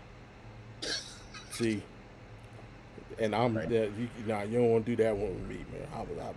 Yeah, because I will eat Carolina Reaper I be eating hot shit. on my food. I have I haven't tasted Carolina Reaper, but I have tasted a what's the other one? The one under that. Or like a Scotch bonnet Yes. or ghost pepper. I've tasted that Ghost one. pepper. I've tasted ghost pepper. I Ghost got some pepper hot based sauce in hot my sauce. refrigerator right now. They got ghost pepper in it. That shit is fucking hot. Hey, hey, if it don't make you sweat, Like we tasted it, and my son was sitting there, sweat pouring. yeah. And he's like, I'm fine. I'm fine. He's like, it's not even that hot, and it's just pouring. Mm-hmm. That shit was fucking hot. Hey, man. Yeah, and I'm gonna raise the challenge bar too. See, I ain't gonna put it on everything. I'm gonna put a little to the side, and I'm gonna say it only tastes good if you do this. And you go dip it straight in there. Mm. And here you go. You gonna fuck somebody else? You gonna Hey, if you really want to taste my food, you gonna earn it, and I will respect you for it afterwards. If you know. Man, I love some. Hey, man. Hey, you be over there, just like Ava said, be drenched in sweat. You be like, hey, boy, you know this is hot, but don't give me heat. Like, give me flavor. Yeah. You got to balance the bitch out. You know what I'm saying? Like make it well balanced. Like, make sure that it's hitting the other notes of the tongue. Give me a little umami, a little sweet, a little savory. Just don't be hot. Just for the fuck of it. Like, come on, like, Yeah. hey, you gotta give me a sauce.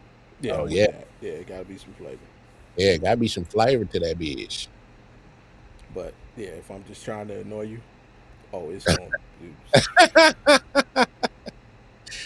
Hey, that's how I feel like I stayed skinny all my life. I eat a lot of hot shit. The food ain't got time to sit in my system.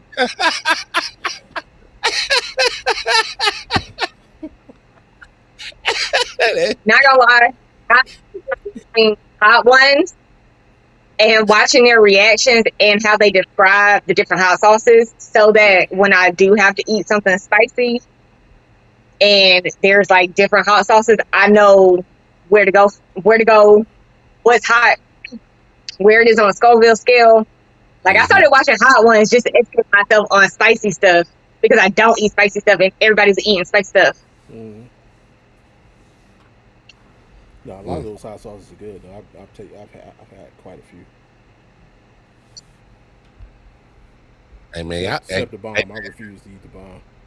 hey, come on, man. We can't keep talking about hot wings because I love hot wings, but it got to be with blue cheese. Like that basic ranch shit with hot wings just don't pop right. Just don't. Basic ass ranch. I can't do blue cheese. Remember, I don't eat spicy food, so I don't use hot sauce like that. I can't remember which season it was, but it was a whole season of hot ones. I watched the whole season, and I loved it so much that I went out and I bought the exact 10 sauces from that season, and that's how I started buying hot sauce. Yeah. You can go to their website and like buy them every season.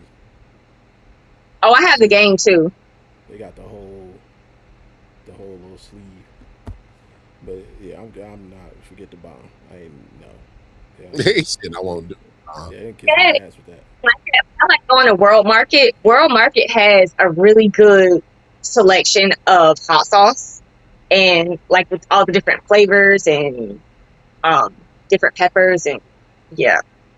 I like going to World Market. I have ordered some stuff off of their website, but I usually go to World Market. Boys. I'm sweating already. I'm sweating already.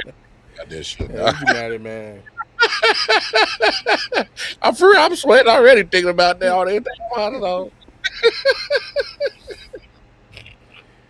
Man, what y'all got for we get out of here, man? Hey, We gotta get our beauty sleep. Oh man. Go ahead, Avery. I will be relaxing this weekend. So next weekend is Star Wars. So I am starting prep work. I have sent out the homework to my Star Wars friends. Cause I don't answer questions and I don't explain shit. I send you homework. It's up to you to do your homework. So yeah, I will be spending this weekend getting ready for Star Wars. Go Broncos. Okay. We got the Broncos twice this year, so Yeah. Oh, They that's good. whooped their ass twice too. Boy, all right, Mara, what you got before we get out of here, man? yeah, for you Broncos. What? You should have won last year. Y'all back to the gutter you go. That's what I got for you. Back to the gutter. Look, y'all gonna make me think that Sean Payton movie. We didn't talk about Sean Payton and the Broncos so much. I'm about to go watch that damn movie. That movie's not the one with Heffernan. That movie's so trash. Hey, you talking about the one that Kevin James was in? Yeah, trash movie. Yes, I in it know. where he son's team. Yeah, I refuse to watch it because ain't no way that I would ever pick Kevin James to be Sean Payton. I just can't do it. I just can't do it. Can't do it. No, I refuse mess to- with Kevin James. That's my dude, man. It's not one of my favorite sports movies, but I mean I've seen it like 5 times. Yeah. I've seen it at least 5 times. Easy boss, 5 man. times. I can't get to the first time. Yeah, I think I seen it on a flight. I can't get to the first time, man. Bad as y'all are making it out to be, it's a cute movie. It's Kevin James though. Like, ain't no way I could. Hey, Oh, I like Kevin James. Okay, love- Kevin James is legit. No, I love Kevin James. Like that was my show. I love Kevin James. So no. I hold on. mean, I don't want y'all to misunderstood. Kevin James is not the bad part of this situation. That I'm saying. It's the Sean Just Payton. him as Sean Payton. Yeah, I can't. Like, why would you stoop so low to want to play him? Like, don't do that to yourself, Kevin James. Don't do that to yourself. Sweeping the Chiefs last year was fun to watch though. Yeah, that was cute. Y'all did all that, but couldn't even put the football across the finish line, and couldn't get to the Super Bowl and win it. Ain't that a bitch? Damn, all for nothing. Back to the gutter. Go. Hey, it ain't rivalry time yet. It's the off season. as much What you talking about? Week as one. much Week one. We already there. I'm already in fuck He said we are. Broncos mode. We already there. Week one is fuck Broncos mode from here on out. Yeah. That's where I'm at. Fuck the Broncos. Getting dealt from the Eagles. before the official schedule drop, You gotta a get message there. to my people. I'm already looking at Tennessee. Yeah, we already in football mode. You the only one not in football mode. Hey, I'm hey, a Bronco, football hey, mode. I'm just hey, I'm hey, a sports Broncos mode. guy. Hey, before the Eagles, don't forget the 2 Super Bowl victories before that too. Yeah. See, the reason y'all in football mode and I'm just in sports mode is because I'm the only one with an active team pursuing the championship right now. And that's fair. Yeah. And that is absolutely fair. And that was That's and something I bro. and that was a big win. That was a big win last year. Oh yeah, last night. last night. That was a big win last night. That game was crazy. Foul or no foul? Hey, they didn't call it. I can't. I mean, we can all say whatever, but hey, refs got to do their job, bro. And they didn't blow the whistle. It is what it is. I would have gave them the foul with like 1 point something seconds left on the clock, but they didn't. It is what it is. So move on.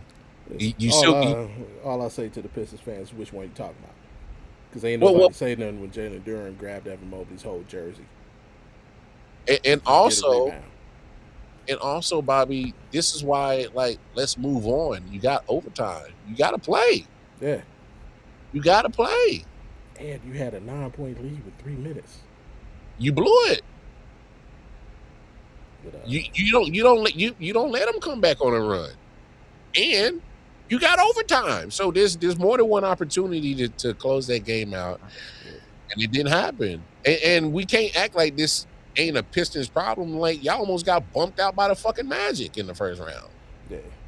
But hey, don't matter if we don't close the deal tomorrow. We got to do our jobs. So go Cavs. And with that being said, either way, when you get to that next step,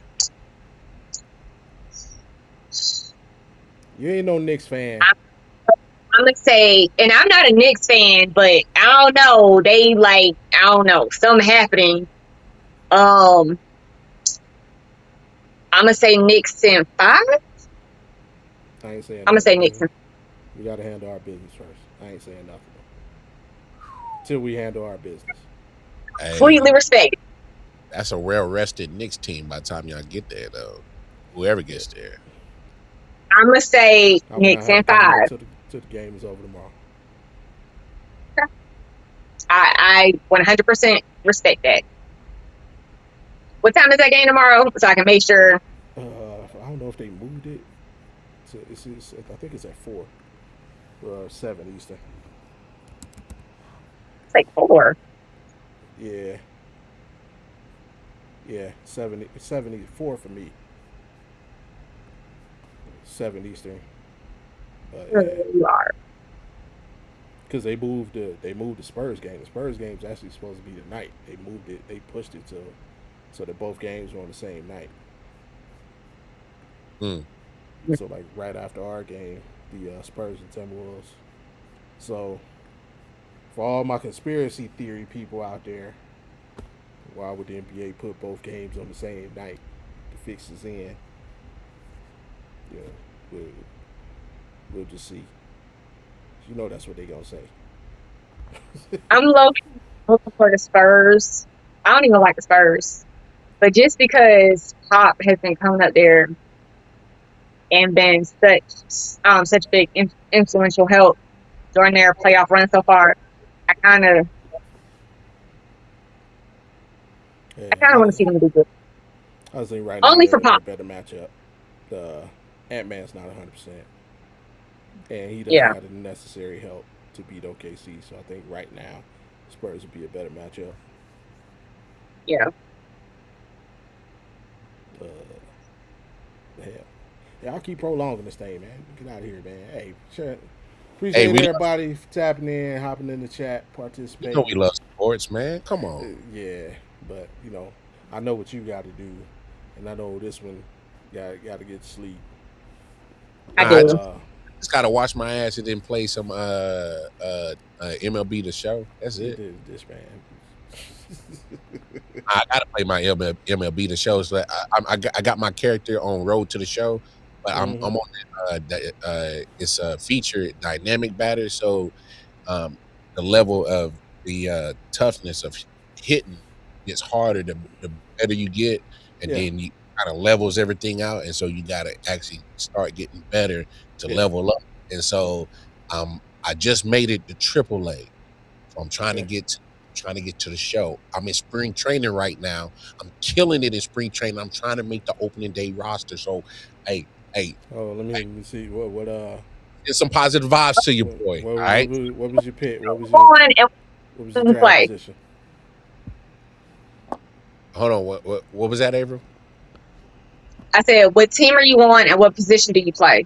I got drafted in the 4th round by the Minnesota Twins, and I play second base. Okay, I see it.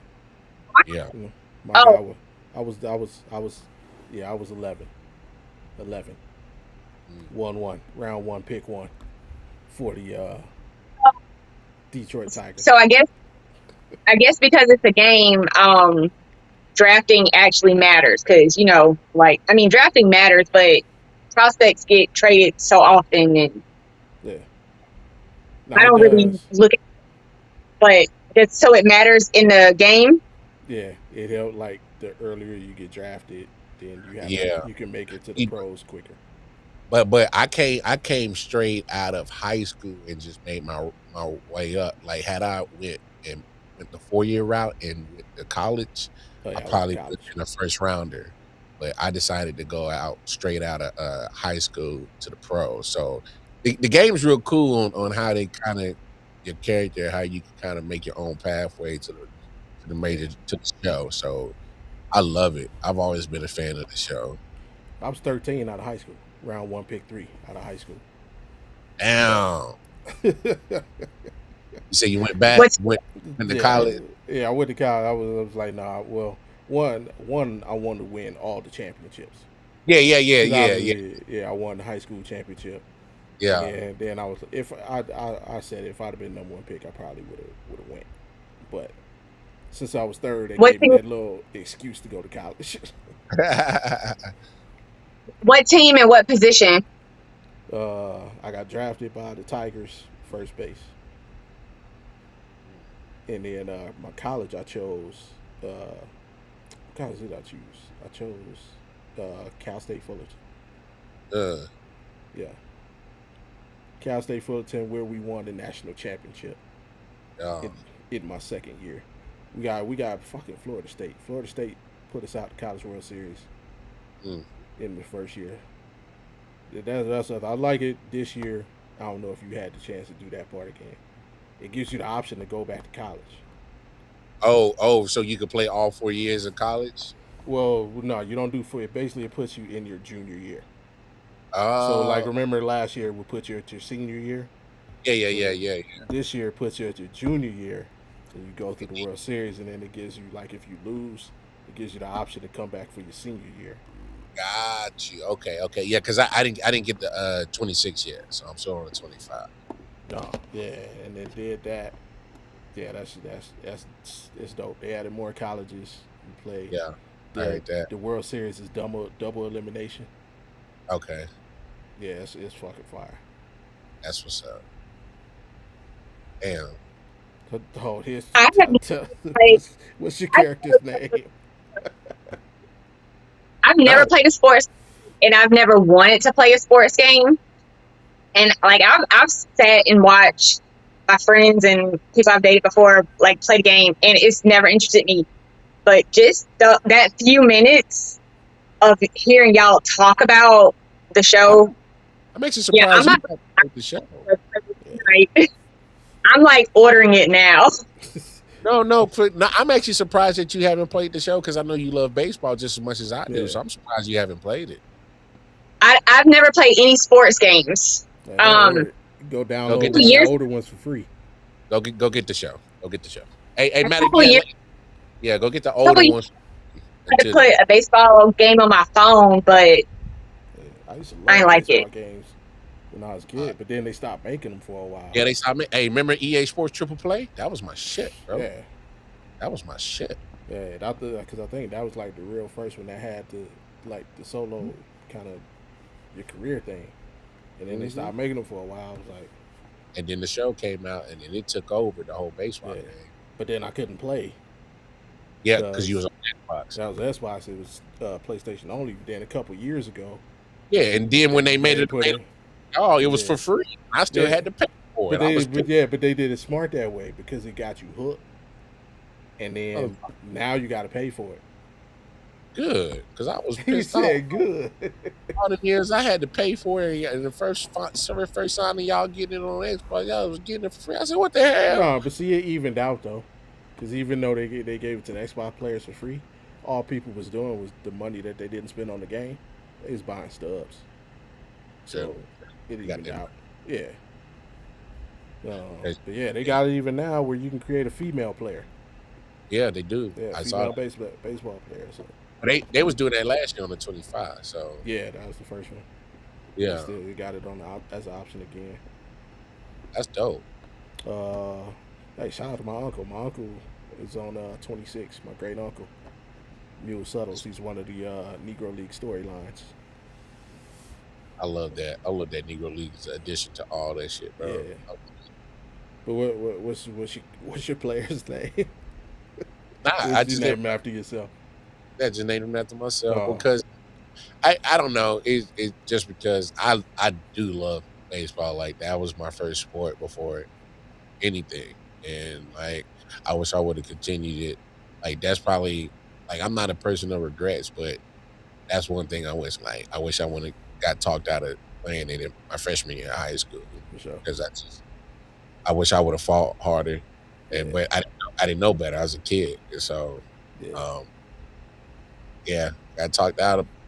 Talked out the game I loved, and I'm like, damn, I wish I would have fucking still be playing ball right now, man. I wouldn't even care if I had to grind throughout AAA, and AA. Like I had loved baseball, man. That was playing second base, always because I was always inspired by Jackie Robinson. He played second base. Obviously, I met Buck O'Neil so many times, and hearing the stories of him and all the Negro Leagues and all the talent that was in the Negro Leagues. And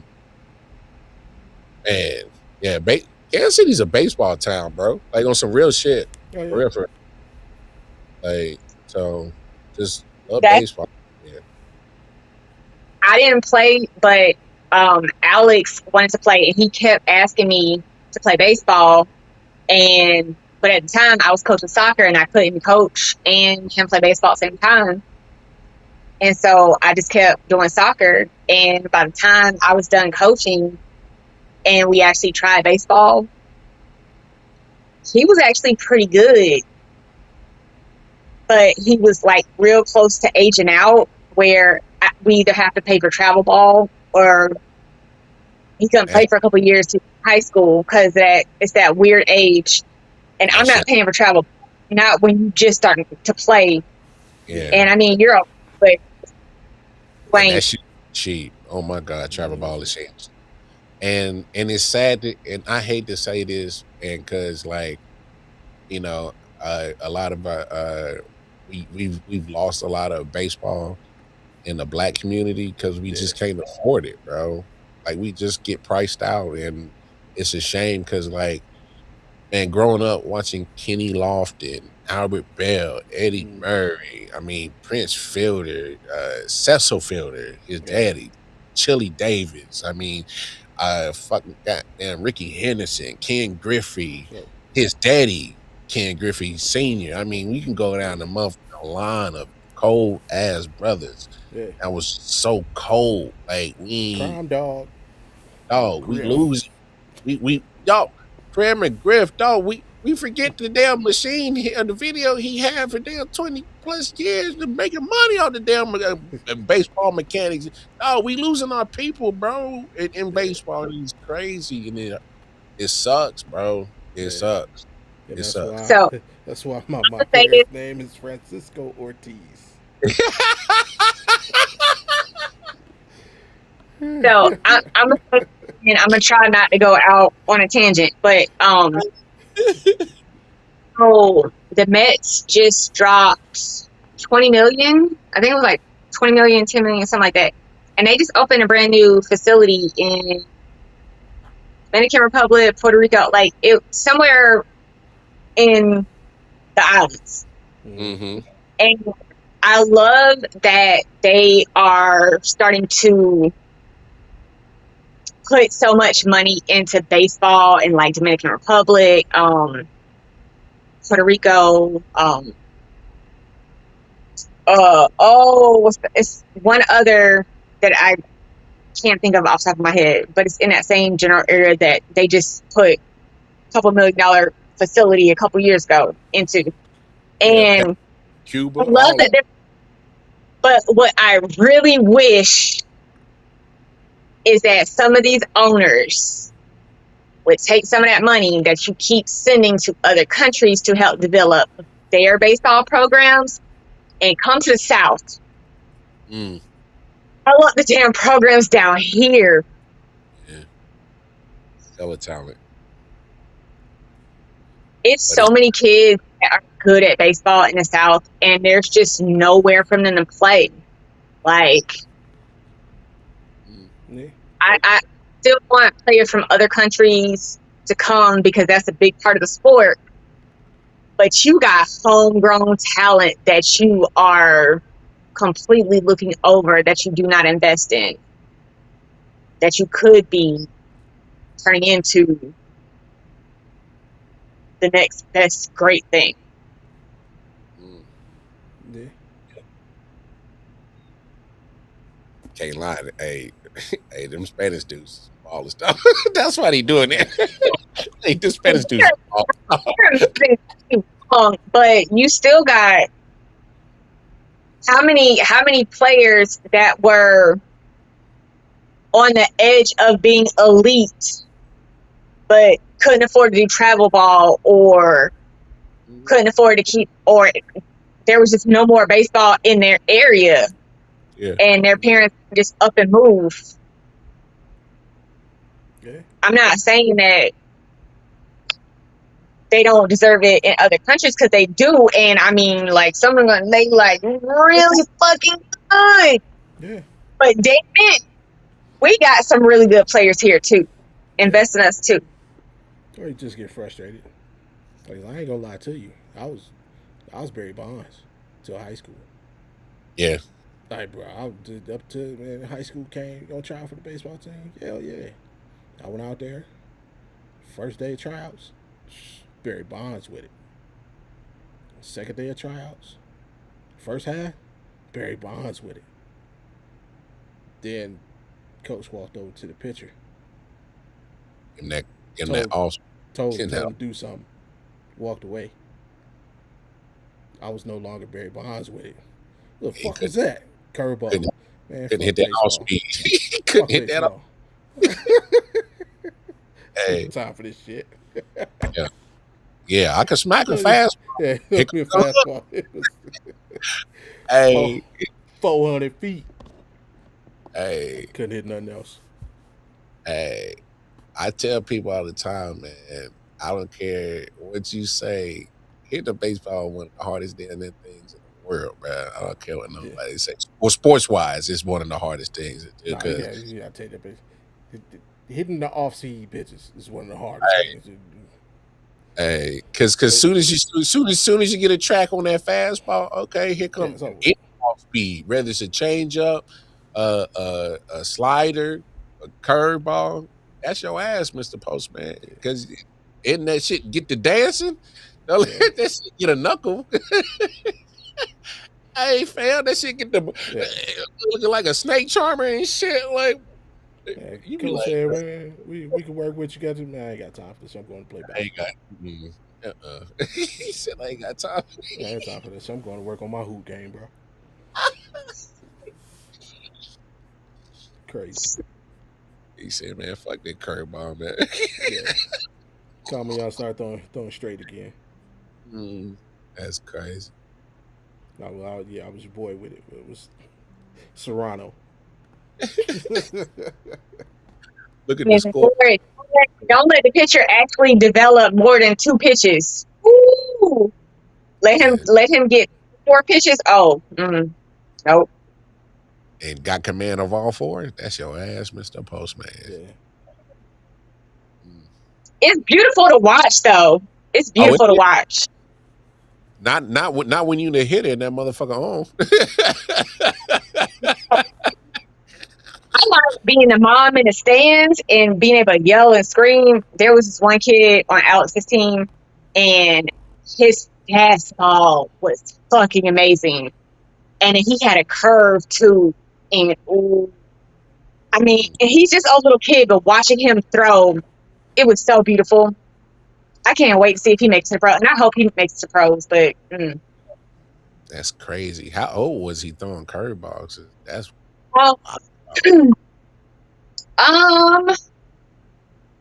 he's 14 now, about to turn 15. So they were like 12, and he was a little bit younger than Alex. So he was maybe like 10, 11. That's His crazy. parents ain't give a damn about his arm. Hell no. It was one game, and like in the league that we were in, a former Reds player, he was the person that was coordinated with the MLB and Nike. So a lot of it was sponsored, and they had a lot of MLB sponsored events and stuff. So that was cool. But the way they set up the teams where they only had like a small number of players. So if you're a catcher, like we had 3 pitchers and all 3 caught. And they generally caught for specific people, kind of how they do in the pros. So that kid that could throw that fastball on a curve, there was one game, he was like lights out. Nobody could hit him, touch him. And his fastball was just on. We got to maybe like the 4th or 5th inning, and the catcher was like, "Coach, you got to take me out. I can't catch anymore. Like, it hurts. Please take me out." Because his fastball was that fun. Like, "Coach, I can't. Like, come on." Hey, somebody, help. Give me a reprieve, cuz. Oh, man. The glory days. Yeah, that kid parents ain't give a damn about his arm. You ain't supposed For to real. start learning how to do a curveball. You like 14, 15 years old. Shit. No way. Me personally, I wait even a little bit more. Let them ligaments get a little stronger about high school. Yeah. High school, maybe going into like freshman year, college. I probably, that's just me. It's like that's So a lot of that elbow. he was in. They started noticing, and it wasn't. And his mom was like, it was just something that kind of just came. Mm-hmm. His hand, just the way he was throwing the ball and his grip on the ball. Yeah. He was slowly changing it on his own. And yeah, I can see that too, man. Kids, freaking YouTube that shit. Oh, I wonder how to do this. Yeah.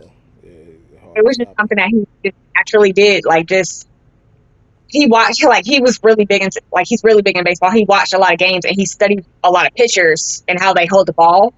Yeah, great. Like, his mom said that was something that he really loved, and so that was something he just started doing his own.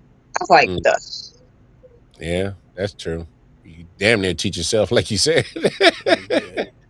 Yeah. So I'm glad my son likes the simple things: football and basketball. Let's go.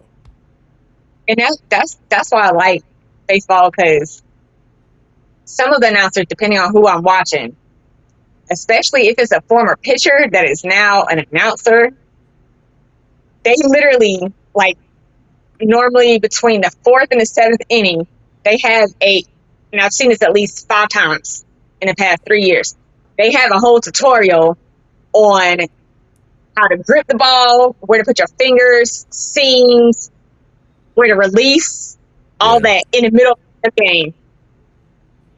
Well, they need to go down and teach Tanner Bybee how to do that shit, because he is trash. I swear to God, I hope we trade that boy. Hey, bro. He's so damn trash. That's crazy.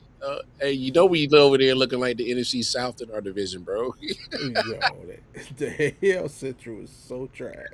Hey, we looking like the NFC South, baby. Now, so I will say, not this season, but the past couple seasons, AL Central has actually been like legit. Like, legit. Like, okay, wait, I might be a little nervous about y'all. And I don't know what's going on this season. They had some really good fight the past couple seasons. Like, it wasn't as trash as it normally is. Yeah, but we can't fuck with the big mighty Yankees, bro. Nobody in our division can, because every time we go up against y'all, nobody. Like, and y'all end up smashing the shit out of it. Just can't fuck with y'all. You hurt my heart. Y'all hurt my heart then 2 years ago. God damn. Got my man Bobby Witt looking like a scrub. He was second in AL MVP voting. Like, damn.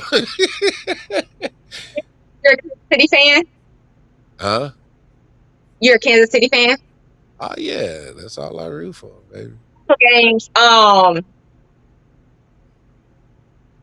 last year, the year before that.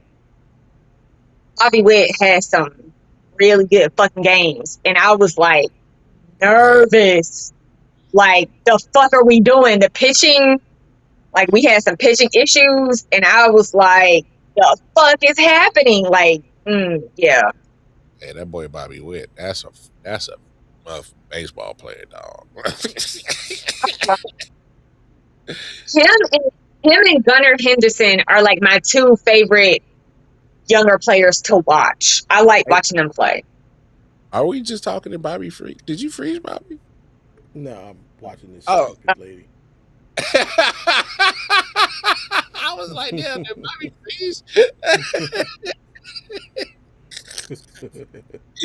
I was like, damn, because you know me and April talk baseball all night long.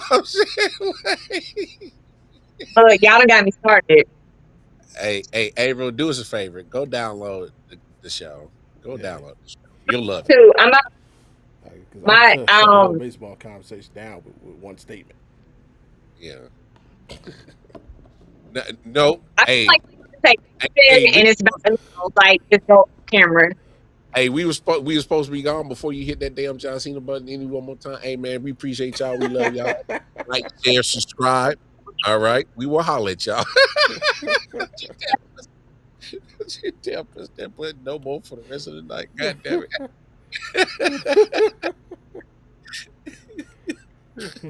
Oh yeah, go check us out tomorrow night for the original Audible Sports Podcast, Sports Meets Life and Culture.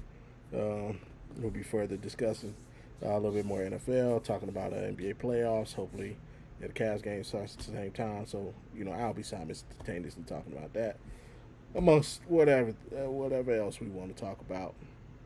And come top of that back up with us next week. Top 20 quarterbacks of all time, because Drew Brees is mid apparently. Mid. Anything but mid. Anything.